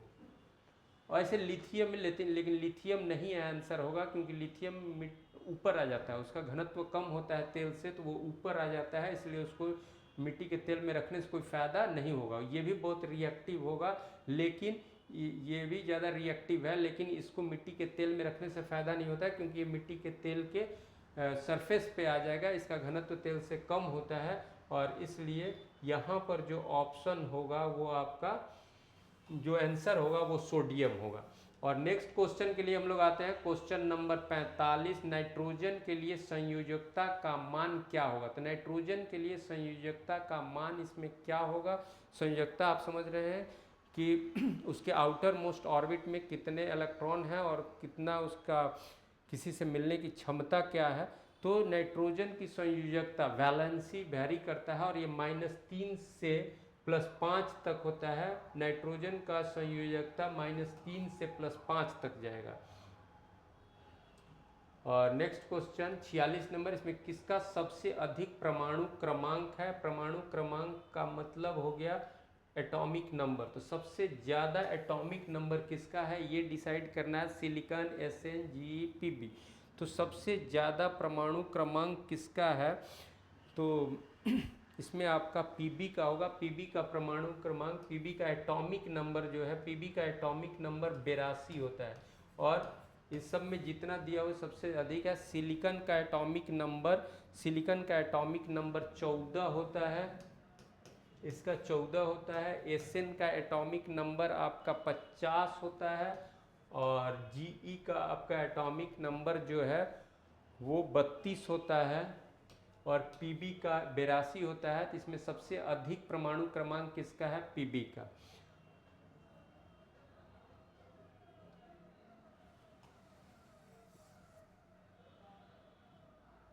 अब 47 नंबर क्वेश्चन, गैल्विन सेल किस अभिक्रिया द्वारा उत्पन्न रासायनिक ऊर्जा को विद्युत ऊर्जा में परिवर्तित करता है? गैल्वेनिक सेल में किस रासायनिक ऊर्जा को विद्युत ऊर्जा में गैस अभिक्रिया द्वारा उत्पन्न रासायनिक ऊर्जा को विद्युत ऊर्जा में परिवर्तित कर देती है? किससे? तो रेडॉक्स अभिक्रिया। रेडॉक्स क्या होता है? जिसमें ऑक्सीडेशन और रिडक्शन दोनों, तो उसको रेडॉक्स कहेंगे। तो रेडॉक्स अभिक्रिया द्वारा विद्युत ऊर्जा में परिवर्तित करता है।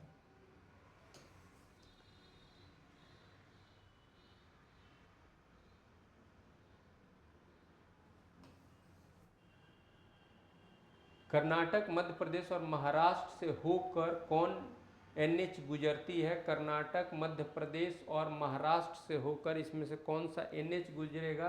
तो NH7।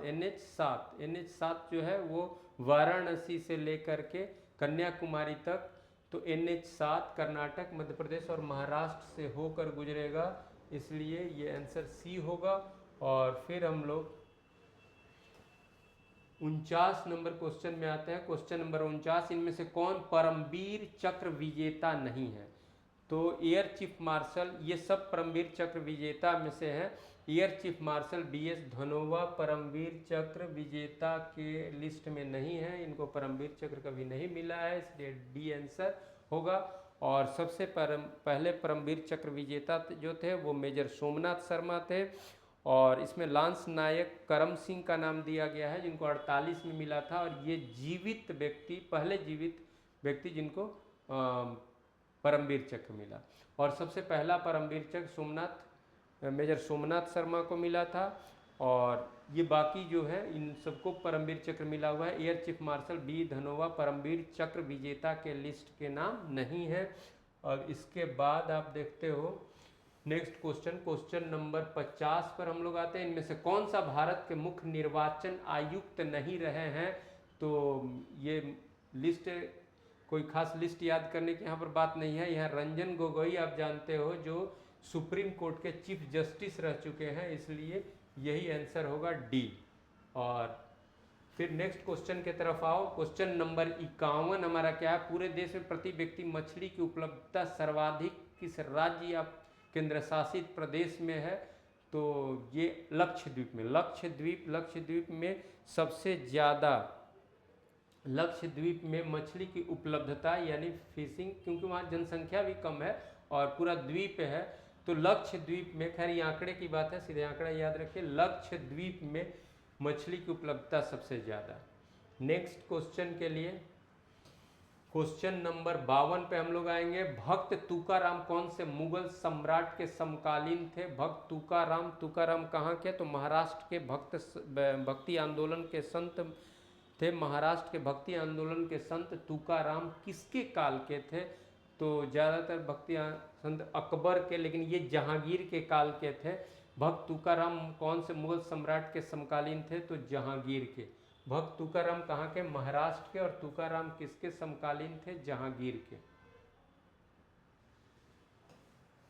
और फिर 53 नंबर क्वेश्चन आएगा। किस इतिहास लेखक ने कहा कि राजनीतिज्ञों की मंशा अपना काम निकालना रहता है? राजनीतिज्ञों का मंशा अपना काम निकालना रहता है। कौन से इतिहास लेखक, किसके द्वारा ये कहा गया है? तो ये स्टेटमेंट लॉक का है, ये लॉक का है। और फिर आप आओगे 54 नंबर क्वेश्चन। ग्रामीण सड़क के संविधान के किस सूची का विषय है? ग्रामीण सड़क के संविधान की किस सूची के विषय में से आता है? ग्रामीण सड़कें संविधान की किस सूची के अंदर आएगा? यानी केंद्र सूची, संघ सूची, राज्य सूची से। तो ग्रामीण सड़कें जो होता है, लिंक रोड होता है, ये राज्य सूची का होता है। लिंक रोड जो होता है ये राज्य सूची का विषय होता है। और इसी के साथ नेक्स्ट क्वेश्चन हम लोग देखेंगे। Question number 55। राष्ट्रीय युवा नीति कब लागू किया गया? राष्ट्रीय युवा नीति कब लागू किया गया? किस वर्ष में लागू किया गया राष्ट्रीय युवा नीति? राष्ट्रीय युवा नीति कब लागू किया गया? तो ये फरवरी 2014 में, फरवरी 2014 में राष्ट्रीय युवा नीति लागू किया गया। राष्ट्रीय युवा नीति फरवरी 2014 में लागू किया गया था। और युवा ऐसे बोलते हैं 15 वर्ष से 29 वर्ष के आयु को युवा कहा जाता है। और फरवरी 2014 में राष्ट्रीय युवा नीति लागू किया गया था। ऐसे 2003 में भी राष्ट्रीय युवा नीति था। 2003 तो यहाँ दिया हुआ नहीं है, लेकिन एक बार 2003 में भी राष्ट्रीय युवा नीति था। राष्ट्रीय युवा नीति 2003 और 2014। ऐसे युवा का मतलब क्या होता है? किस एज ग्रुप को युवा के रूप में, यूथ के रूप में माना जाता है? तो 15 वर्ष से 29 वर्ष, 15 वर्ष से 29 वर्ष, 15 वर्ष से 29 वर्ष की आयु को युवा के रूप में माना जाता है, यूथ के रूप में माना जाता है। अब देखोगे 56 नंबर क्वेश्चन। भारत में कितनी प्रतिशत जनसंख्या 35 वर्ष से कम आयु के लोगों की है? भारत में कितनी प्रतिशत जनसंख्या 35 वर्ष से कम आयु के लोगों की है?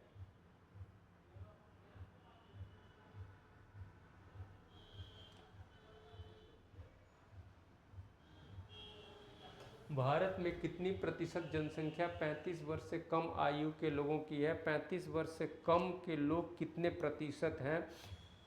तो ये 65%।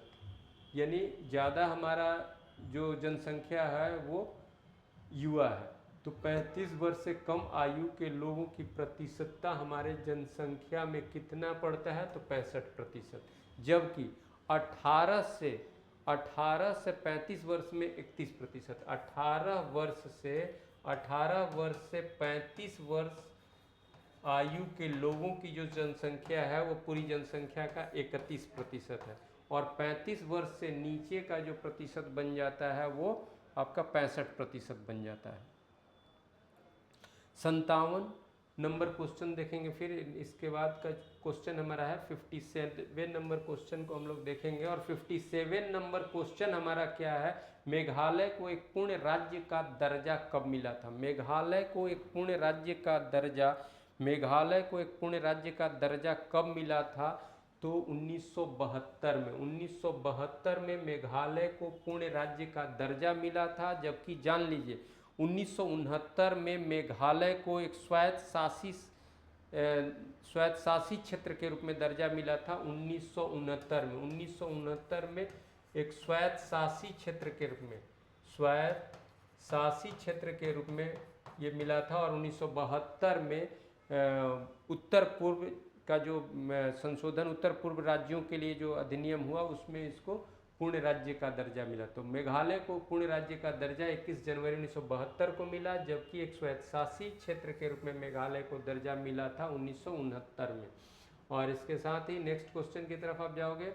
58 नंबर क्वेश्चन है, लेकिन इसके पहले इरेज करो इन सारी चीज़ों को। फरक्का बैराज परियोजना का मुख्यालय किस जिले में है? फरक्का बैराज कहाँ पर? तो बंगाल में, पश्चिम बंगाल में। और फरक्का बैराज परियोजना का मुख्यालय किस जिला में है? तो फरक्का पर स्थापित है, और फरक्का बैराज का मुख्यालय मुर्शिदाबाद जिला में है, बंगाल के, पश्चिम बंगाल के मुर्शिदाबाद जिला में। और फिर आप 59 नंबर क्वेश्चन पर आओगे। भारतीय हवाई अड्डा प्राधिकरण, भारतीय हवाई अड्डा प्राधिकरण, भारतीय हवाई अड्डा प्राधिकरण किस प्रकार का सार्वजनिक उपक्रम है? तो महारत्न, नवरत्न, मिनी रत्न में ये आता है। ये भारतीय हवाई अड्डा, air authority of India, air authority of India, air authority of India, ये जो आपका एयर अथॉरिटी ऑफ इंडिया जो भारत सरकार का एक उपक्रम है, ये मिनी रत्न के श्रेणी में आता है, ये मिनी रत्न के श्रेणी में आएगा। तो इसलिए आंसर इसका सी होगा। और फिर आप 60 नंबर क्वेश्चन, गगन क्या है? गगन क्या है? तो गगन क्या है? तो जीपीएस आधारित संवर्धित मार्ग निर्देशन प्रणाली को, जीपीएस आधारित संवर्धित मार्ग निर्देशन प्रणाली को गगन कहा गया है। तो गगन क्या है? तो ये आंसर आपका बी होगा। और फिर 61 नंबर क्वेश्चन हम लोग देखेंगे। 61 नंबर क्वेश्चन, उत्तर पश्चिम मंडल रेलवे का मुख्यालय कहाँ है? उत्तर पश्चिम मंडल रेलवे का मुख्यालय कहाँ है? चेन्नई तो होगा नहीं, गोरखपुर भी उत्तर पश्चिम का नहीं होगा, प्रयागराज भी उत्तर पश्चिम का नहीं होगा, तो जयपुर। तो 61 का क्या होगा? जयपुर। 61 का हो गया जयपुर। और रेलवे के जितने भी जोन्स हैं उनका हेडक्वार्टर आप याद रखिएगा, ये जयपुर हुआ, चेन्नई तो दक्षिणी का हो जाएगा। और फिर 62 नंबर क्वेश्चन है, इनमें से क्रायोजेनिक इंजन का उपयोग नहीं होता है। 62 नंबर क्वेश्चन हम लोग देखेंगे। क्वेश्चन नंबर 62, इनमें से क्रायोजेनिक इंजन में किसका उपयोग नहीं होता है? इसमें क्रायोजेनिक इंजन में किसका उपयोग नहीं होता है? तरल हीलियम, तरल नाइट्रोजन, प्रणोदक, सुपर कंडक्टिंग इलेक्ट्रॉन का प्रयोग नहीं होता है, इसलिए आंसर आपका हो जाएगा सी। क्रायोजेनिक इंजन में हीलियम का, नाइट्रोजन का यूज होगा, लेकिन सुपर कंडक्टिंग इलेक्ट्रॉन का यूज नहीं होता है, सुपर कंडक्टिंग इलेक्ट्रॉन का इसमें यूज नहीं होता है, इसलिए आंसर सी होगा। और नेक्स्ट क्वेश्चन जो आपका होगा, नेक्स्ट क्वेश्चन, क्वेश्चन नंबर 63 पे हम लोग आएंगे। क्वेश्चन नंबर 63, क्वेश्चन नंबर 63 वो है, आकाशवाणी का विविध भारती नामक चैनल का शुरुआत कब हुआ था? ये 63 नंबर क्वेश्चन है कि आकाशवाणी के विविध भारती चैनल का शुरुआत, ये बहुत पुराना चैनल है आकाशवाणी का, तो आकाशवाणी के विविध भारती, तो विविध भारती का शुरुआत कब हुआ था? तो ये 1957 ही हो जाएगा, तो ये हो जाएगा 3 अक्टूबर 1957। और 64 नंबर क्वेश्चन पर आइए। झारखंड राज्य का गठन कब हुआ था? तो झारखंड 2000 में, नवंबर 2000 में 3 राज्य बना था, जिसका ऑर्डर है छत्तीसगढ़ बना था, उत्तराखंड बना था, और फिर झारखंड बना था। छत्तीसगढ़, उत्तराखंड और झारखंड, और इनका क्रम है 1 नवंबर, 9 नवंबर, 15 नवंबर। तो झारखंड राज्य का गठन कब हुआ था? तो 64 का हमारा आंसर ए होगा, 15 नवंबर। 15 नवंबर को बिहार से बाइफर्केट करके, बिहार से अलग होकर के झारखंड का निर्माण हुआ था 15 नवंबर 2000 को। इसके बाद next question 65 number question, Olympic खेलों के पदक विजेता को सरकार प्रति माह कितना पेंशन देती है? सरकार के द्वारा ओलंपिक खेल में कोई पदक विजेता है तो उसके लिए सरकार एक पेंशन राशि निश्चित की है, वो कितना है? तो ये इन्फॉर्मेशन है 20,000 रुपये प्रति माह। 20,000 रुपये प्रति माह ओलंपिक में किसी भी प्रकार के पदक, चाहे वो जो पदक लाया हो, कांस्य लाया हो, ब्रोंज लाया, ब्रोंज लाया हो, सिल्वर लाया हो, गोल्ड, तो उसको 20,000, ओलंपिक पदक विजेता को सरकार प्रत्येक माह 20,000 रुपया पेंशन देती है, ये डिसाइड की है। अब इसके बाद नेक्स्ट क्वेश्चन 66 नंबर क्वेश्चन, छुआछूत अपराध कानून 1955 संविधान के किस अनुच्छेद से संबंधित है? तो अनुच्छेद 17 में छुआछूत उन्मूलन, छुआछूत निषेध किया गया है। एबॉलिशन ऑफ अनटचेबिलिटी किस में है? आर्टिकल 17 में है। तो समता के अधिकार का जो आर्टिकल रेंज है 14 से लेकर के 18, उसमें आप देखेंगे आर्टिकल 17 में छुआछूत, आर्टिकल 17 में छुआछूत का अंत किया गया है, और आर्टिकल 18 में आप देखते हो तो उपाधियों का अंत है। आर्टिकल 18 में उपाधियों का अंत, एबॉलिशन ऑफ टाइटल्स है, उपाधियों का अंत है, उपाधियों का अंत ये जानते ही हैं, ये सब क्वेश्चन बहुत बार पूछता है। उपाधियों का अंत 18 में और छुआछूत का अंत 17 में। तो छुआछूत अपराध कानून 1955 संविधान के किस अनुच्छेद से संबंधित है, यह किस अनुच्छेद की भावनाओं के अनुरूप है? तो अनुच्छेद 17। और फिर हम लोग नेक्स्ट क्वेश्चन के लिए क्वेश्चन नंबर 67 आएंगे। क्वेश्चन नंबर 67, गंगा का प्रमुख प्रवाह कितने राज्यों से होता है? तो गंगा का प्रवाह कितने राज्यों से होता है? तो उत्तराखंड से होगा, यूपी से होगा, बिहार से होगा, पश्चिम बंगाल से होगा। तो टोटल कितना हो जाएगा? ये आपका 67 नंबर क्वेश्चन है। तो उत्तराखंड हुआ, यूपी हुआ, बिहार हुआ, झारखंड हुआ और पश्चिम बंगाल हुआ। झारखंड और पश्चिम बंगाल, तो उत्तराखंड, उत्तर प्रदेश, बिहार, झारखंड और पश्चिम बंगाल, तो टोटल हो जाएगा 5। तो कितने राज्यों से गंगा का प्रवाह होता है? तो 5, यानी आंसर हमारा बी होगा। और फिर हम लोग आएंगे नेक्स्ट क्वेश्चन के लिए, क्वेश्चन नंबर 68, चंद्रमा का घूर्णन काल और परिक्रमण काल क्या होता है? एक समान होता है। घूर्णन काल और परिक्रमण काल चंद्रमा का एक समान होता है। जितना उसका घूर्णन, रोटेशनल पीरियड और रिवॉल्यूशन पीरियड, जितना देर में वो अपने एक्सिस पे घूमता है उतना ही देर में वो चंद्रमा पृथ्वी का चारों तरफ भी घूम जाता है। तो चंद्रमा का घूर्णन और परिभ्रमण काल क्या होता है? एक समान होता है। तो ए ऑप्शन हो जाएगा। और इसके साथ हम लोग नेक्स्ट क्वेश्चन की तरफ चलेंगे। क्वेश्चन नंबर 69 हमारा क्या है? क्वेश्चन नंबर 69, परिभ्रमण अवधि के अनुसार ग्रहों का आरोही क्रम। तो देखिए परिभ्रमण नहीं, परिक्रमण यानी रिवॉल्यूशन, रिवॉल्यूशन तो ग्रहों का, यानी सूर्य के चारों तरफ, सूर्य के चारों तरफ, सूर्य के चारों तरफ जो ग्रह हैं वो जो सूर्य के चारों तरफ जो घूमते हैं, तो किसका काल आरोही, आरोही यानी बढ़ते क्रम में। तो सबसे कम कौन लेगा, उससे ज़्यादा कौन लेगा उसे? तो एक चीज़ जान लीजिए, जो नज़दीक है वो जल्दी घूम जाता है, जो दूर है उसका परिक्रमण काल ज़्यादा लगता है। तो इसके हिसाब से आप कर लीजिए। तो बुध, शुक्र, मंगल, शनि, बुध, शुक्र, मंगल, शनि, बुध, शुक्र, मंगल, शनि, यहाँ पर सही होगा तो ए हो जाएगा। जो जो दिया हुआ है उसमें मिलाना है। तो 69 का ए, 69 का ए हो जाएगा। और यहाँ पर हमने क्या बताया कि सन के नज़दीक, तो सन के सबसे नज़दीक कौन है? बुध है। बुध के बाद कौन है? शुक्र है। शुक्र के बाद कौन है? पृथ्वी है। पृथ्वी के बाद कौन है? मंगल है। मंगल के बाद कौन है? बृहस्पति। बृहस्पति के बाद कौन है? शनि। शनि के बाद अरुण, वरुण। तो इस तरह से उनका, तो सबसे ज़्यादा कौन है? सबसे जो दूरस्थ, सबसे जो दूर है सूर्य से, उसका परिक्रमण काल सबसे ज़्यादा है। तो ये सिंपल सा बात है कि जो सबसे नज़दीक है उसका परिक्रमण अवधि कम है, और जो सबसे दूर है उसका सबसे ज़्यादा है। और उसी क्रम में जो दिया हुआ है, बुध है, मंगल है, शुक्र है, शनि है, उसी में क्रम आपको सजाना है, आरोही क्रम में। तो ए ऑप्शन होगा। और फिर इसमें ज़्यादा कुछ खास नहीं। 69 के बाद अब आपका 70 नंबर क्वेश्चन आएगा, ऑरोरा बोरेलियासिस की घटना किस मंडल में देखने को मिलता है? ऑरोरा बोरेलियस की घटना, ये जब जो आयोनाइज्ड या आयन युक्त जब कण आपस में टकराते हैं तो उससे एक प्रदीप्त आभा बनती है, तो ये घटना को ही आप ऑरोरा बोरेलियस की घटना कहते हैं। और ये आयन मंडल में देखने को मिलता है, ये आयन मंडल में देखने को मिलता है।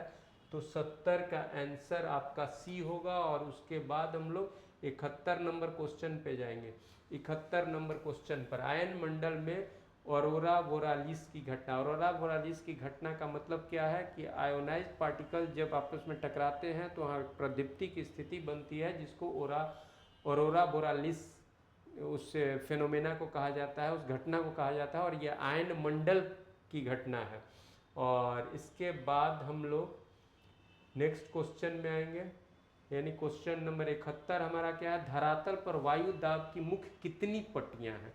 तो धरातल पर वायु दाब की जो मुख्य पट्टियां हैं वो आप देखोगे, एक इक्वेटर के पास 0 डिग्री के पास, एक 30 डिग्री के पास, एक 60 डिग्री के पास, और एक लिया जाएगा 90 डिग्री। ठीक है, ऐसे ही यहाँ पर 30 डिग्री साउथ, 60 डिग्री और 90 डिग्री। तो कितनी पट्टियाँ हो गई, एक हो गया, 2, 3 और 3 इधर, 6 और 1 7, तो कुल 7 पट्टियाँ हो जाएंगी। कुल कितनी पट्टियाँ हो जाएंगी, 7। तो आंसर हो जाएगा सी, 7 पट्टियाँ। तो धरातल पर वायु दाब की कुल कितनी, तो ये 0 डिग्री के पास एक प्रेशर बेल्ट मिलता है, एक 30 डिग्री नॉर्थ के पास, एक 60 डिग्री नॉर्थ के पास, एक 90 डिग्री के पास। ठीक है, और यहाँ पर क्या प्रेशर रहेगा, यहाँ लो प्रेशर रहेगा, यहाँ हाई प्रेशर रहेगा, यहाँ लो प्रेशर रहेगा, यहाँ फिर हाई प्रेशर होगा, यहाँ फिर हाई प्रेशर होगा, यहाँ क्या होगा, हाई प्रेशर, फिर यहाँ क्या होगा, लो प्रेशर, फिर यहाँ क्या होगा, अल्टरनेट करेगा हाई प्रेशर। याद रखना है 0 डिग्री के पास लो प्रेशर, फिर high pressure, low pressure, high pressure. और इसी तरह से आप अस्थाई पवन की दिशा भी यहाँ से निर्धारित कीजिएगा।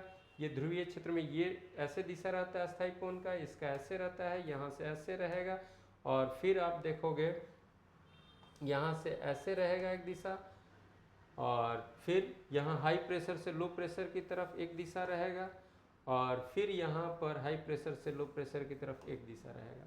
तो ये जो परमानेंट विंड है, इनका भी, इसको ट्रेड विंड कहते हैं, इसको एंटी ट्रेड सॉरी इसको पोलर विंड कहेंगे, north polar wind, polar wind कहेंगे। इसका दिशा क्या है, तो नॉर्थ ईस्ट दिशा देते हैं। ये सब इंपॉर्टेंट आपके लिए रहता है। ये ट्रेड विंड यहाँ कहलाएगा, व्यापारिक पवन ये एंटी ट्रेड विंड कहलाता है, anti trade wind, anti trade wind कहलाएगा। और इसका दिशा फिर क्या होगा, तो इसका दिशा यहाँ पर आप देखो क्या दिशा है, तो साउथ वेस्ट हो जाएगा। यहाँ क्या है, ये नॉर्थ ईस्ट ही रहता है, नॉर्थ ईस्ट। ये क्या होता है, तो साउथ ईस्ट होता है। और इस पर अगर यहाँ करोगे तो क्या होगा, नॉर्थ वेस्ट हो जाएगा, ये साउथ ईस्ट होता है, साउथ ईस्ट, साउथ ईस्ट यहाँ काट दे रहे हैं, साउथ ईस्ट होगा इसका भी। तो पोलर विंड, नॉर्थ में पोलर विंड, उत्तरी हेमिस्फीयर में polar wind north east, south में पोलर विंड साउथ ईस्ट, उत्तरी हेमिस्फीयर में ट्रेड विंड नॉर्थ ईस्ट, और दक्षिणी हेमिस्फीयर में ट्रेड विंड साउथ ईस्ट। और फिर एंटी ट्रेड विंड जिसको वेस्टर्लीज भी कहते हैं, जिसको पछुआ पवन भी कहते हैं, उत्तरी गोलार्ध में साउथ वेस्ट और दक्षिणी गोलार्ध में नॉर्थ वेस्ट। ये थोड़ा सा आप एक बार ढंग से देखिएगा, ये क्वेश्चन आता है, ये चूंकि प्रेशर बेल्ट और खास करके ये अस्थाई पवन, इसको क्या कहते हैं, अस्थाई पवन कहते हैं, या इसको अस्थाई पवन कहते हैं, अस्थाई पवन परमानेंट विंड कहते हैं, या इसको प्लानिटरी विंड कहते हैं। तो अस्थाई पवन, उसके अलावा आप याद करते हो लोकल विंड, किस क्षेत्र में कौन सा और कैसा। तो धरातल पर वायु दाब की कुल कितनी पट्टियाँ, तो 3 इधर, 30 60 90 इधर नॉर्थ हेमिस्फीयर में, 30 60 90 साउथ हेमिस्फीयर में, 0 डिग्री, तो 7 हो जाएगा। कुल कितना हो जाएगा, 7। अब इसके बाद 72 नंबर क्वेश्चन पे हम लोग जाएंगे। क्वेश्चन नंबर 72, इनमें से कौन सा चक्रवात भारत से संबंधित नहीं है, फ्यान, नीसा, लैला, हयान।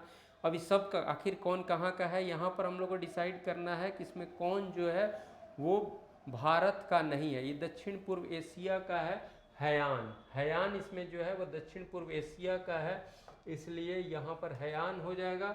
और उसके बाद हम लोग नेक्स्ट क्वेश्चन के लिए आएंगे, क्वेश्चन नंबर 73। क्वेश्चन नंबर 73, मृदा में भूरे रंग के संस्करण में कैल्शियम, मैग्नीशियम, आयरन, मैग्नीज के अविलय लवणों के जमाव की प्रक्रिया को क्या कहते हैं, लेटराइजेशन कहते हैं, ग्लेजेशन कहते हैं, कैल्सीफेरोल कहते हैं। इनके जमाव की प्रक्रिया को क्या कहा जाता है, इनके जमाव की प्रक्रिया को ग्लेजेशन कहते हैं। ये याद रखिएगा, मिट्टी में भूरे रंग के संस्करण में कैल्शियम, मैग्नीशियम, आयरन मैग्नीज के अविलय के लवणों के जमाव की प्रक्रिया को ग्लेजेशन कहा जाता है।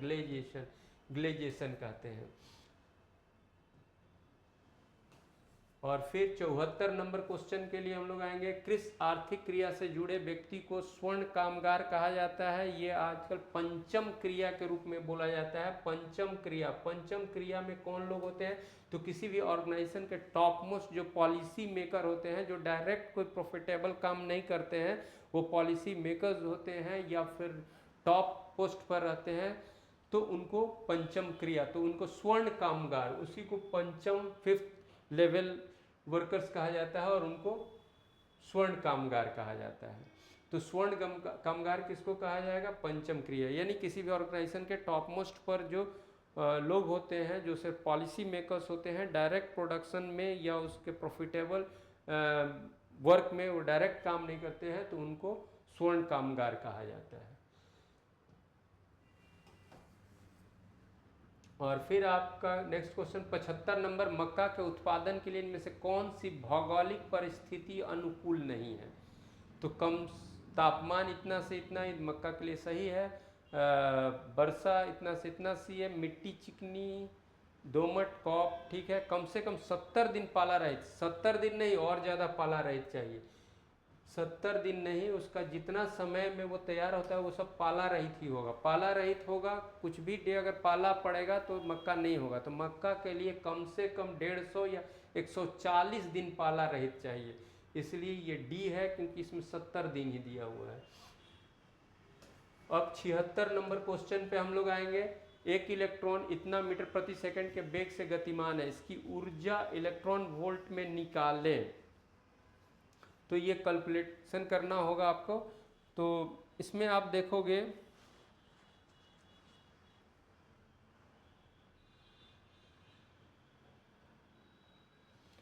इसका जब ऊर्जा निकालना होगा तो इसका ऊर्जा इलेक्ट्रोवोल्ट में निकालें, जबकि इलेक्ट्रॉन का चार्ज दिया हुआ है, मास दिया हुआ है और उसका वेग दिया हुआ है। तो इसमें का जब ऊर्जा आपको निकालना होगा, एनर्जी कितना निकालना होगा, तो ये होगा हाफ एम वी स्क्वायर और उसमें डिवाइड करना होगा इसके चार्ज से डिवाइड करना होगा, जो चार्ज आपका दिया हुआ है। तो ये भी दिया हुआ है, हाफ हो गया। ये मास इसका दिया हुआ है, मास कितना है, तो 9.1 इंटू 10⁻31, और इस पूरे को डिवाइड आपको करना है चार्ज से, और चार्ज इसका कितना है 1.6 इंटू 10⁻19। और ये जब आप कैलकुलेशन निकालोगे तो आपका ये पड़ेगा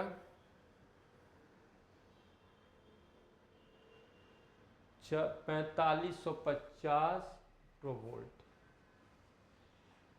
4550 इलेक्ट्रॉन वोल्ट ये पड़ेगा इस कैलकुलेशन पर।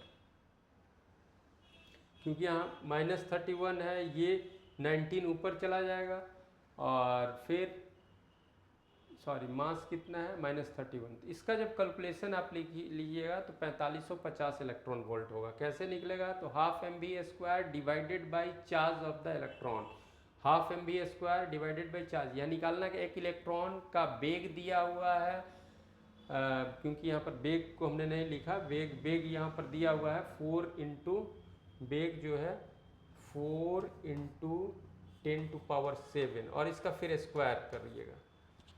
तो half M V square divided by charge of the electron से आपका निकल जाएगा उसका एनर्जी। तो इलेक्ट्रॉन का एनर्जी, एक इलेक्ट्रॉन जिसका वेग 4 × 10⁻7 मीटर पर सेकंड के वेग से गतिमान है, और उसकी ऊर्जा इलेक्ट्रॉन वोल्ट में निकालें, जबकि इलेक्ट्रॉन का चार्ज 1.6 10⁻19 दिया हुआ है, मास 9.8। तो इसका कैलकुलेशन जो होगा half M V square, M for mass of electron, V for velocity of electron, और फिर चार्ज ऑफ इलेक्ट्रॉन। तो इसमें चार्ज ऑफ इलेक्ट्रॉन से आप भाग दीजिएगा तो आएगा, वो कैलकुलेट कीजिएगा तो 4550 इलेक्ट्रॉन वोल्ट होगा। तो 76 के बाद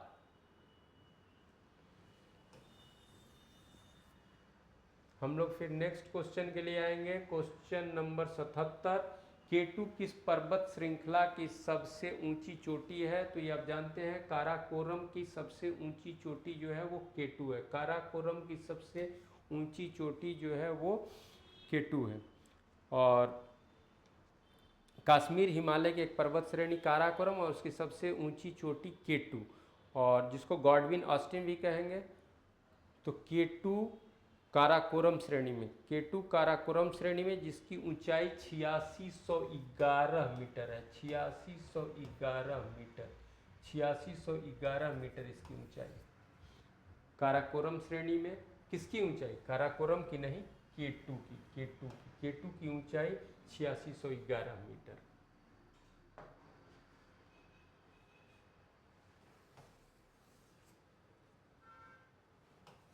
और फिर क्वेश्चन नंबर 78, अफ्रीका महादेश का सबसे बड़ा देश क्षेत्रफल की दृष्टि से कौन है? अल्जीरिया है, सूडान है, मिस्र है, इनमें से कोई नहीं।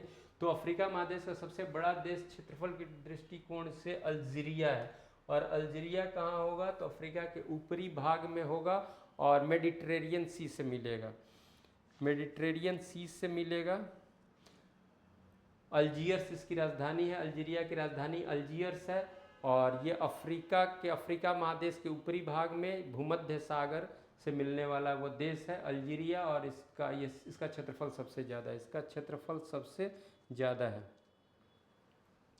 अफ्रीका के नॉर्थ वेस्ट में। अफ्रीका के नॉर्थ वेस्ट में ये है अल्जीरिया।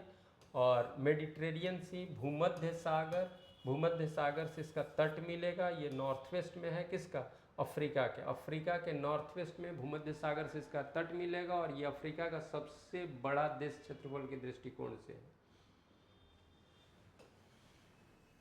और फिर 79 नंबर क्वेश्चन के लिए हम लोग आएंगे।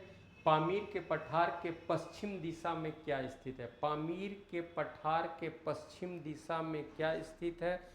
तो पामीर के पठार के पश्चिम दिशा में हिंदू कुश है। पामीर के पठार के पश्चिम दिशा में हिंदू कुश है। सेंट्रल एशिया में होगा हिंदू कुश।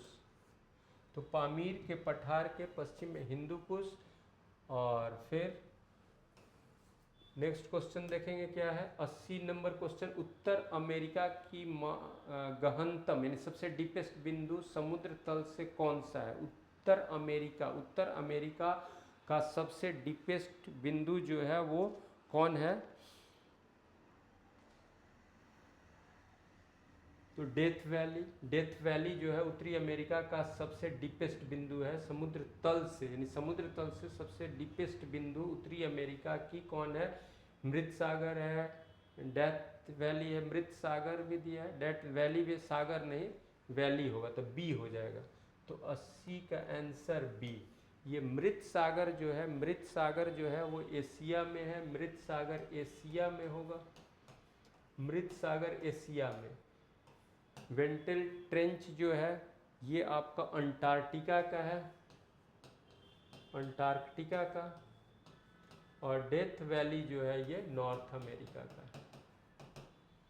और असल झील जो है ये आपका अफ्रीका का, असल झील जो है ये अफ्रीका में होगा।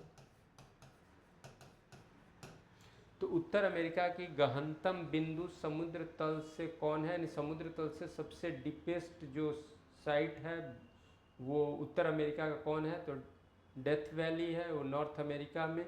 डेथ वैली उत्तर अमेरिका का सबसे गहनतम हो गया। मृत सागर जो दिया वो एशिया का है। वेंटल ट्रेंच जो है अंटार्कटिका का। असल झील जो है अफ्रीका का है।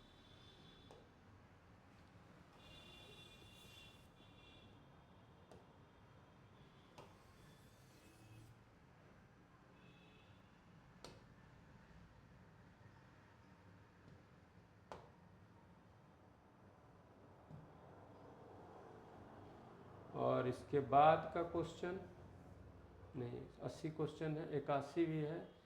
तो 81 नंबर क्वेश्चन जो है, अच्छा ये रीजनिंग का क्वेश्चन हो गया।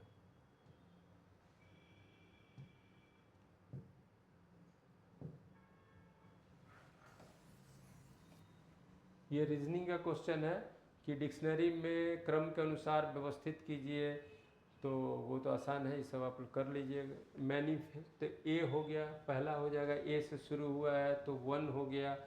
उसके बाद ई से शुरू है तो ई के बाद आर हो गया, आर और आर क्या होते हैं 1 4, 1 4 3 2 वाला ये आपका हो जाएगा ए हो जाएगा। और इसके बाद जो क्वेश्चन है वो मैथ रीजनिंग के क्वेश्चन आ रहे हैं। इसके बाद जो क्वेश्चन जो है वो मैथ रीजनिंग का क्वेश्चन है, सब मैथ रीजनिंग का क्वेश्चन है। तो जीएस का क्वेश्चन 80 तक था जिसको हम लोगों ने देखा।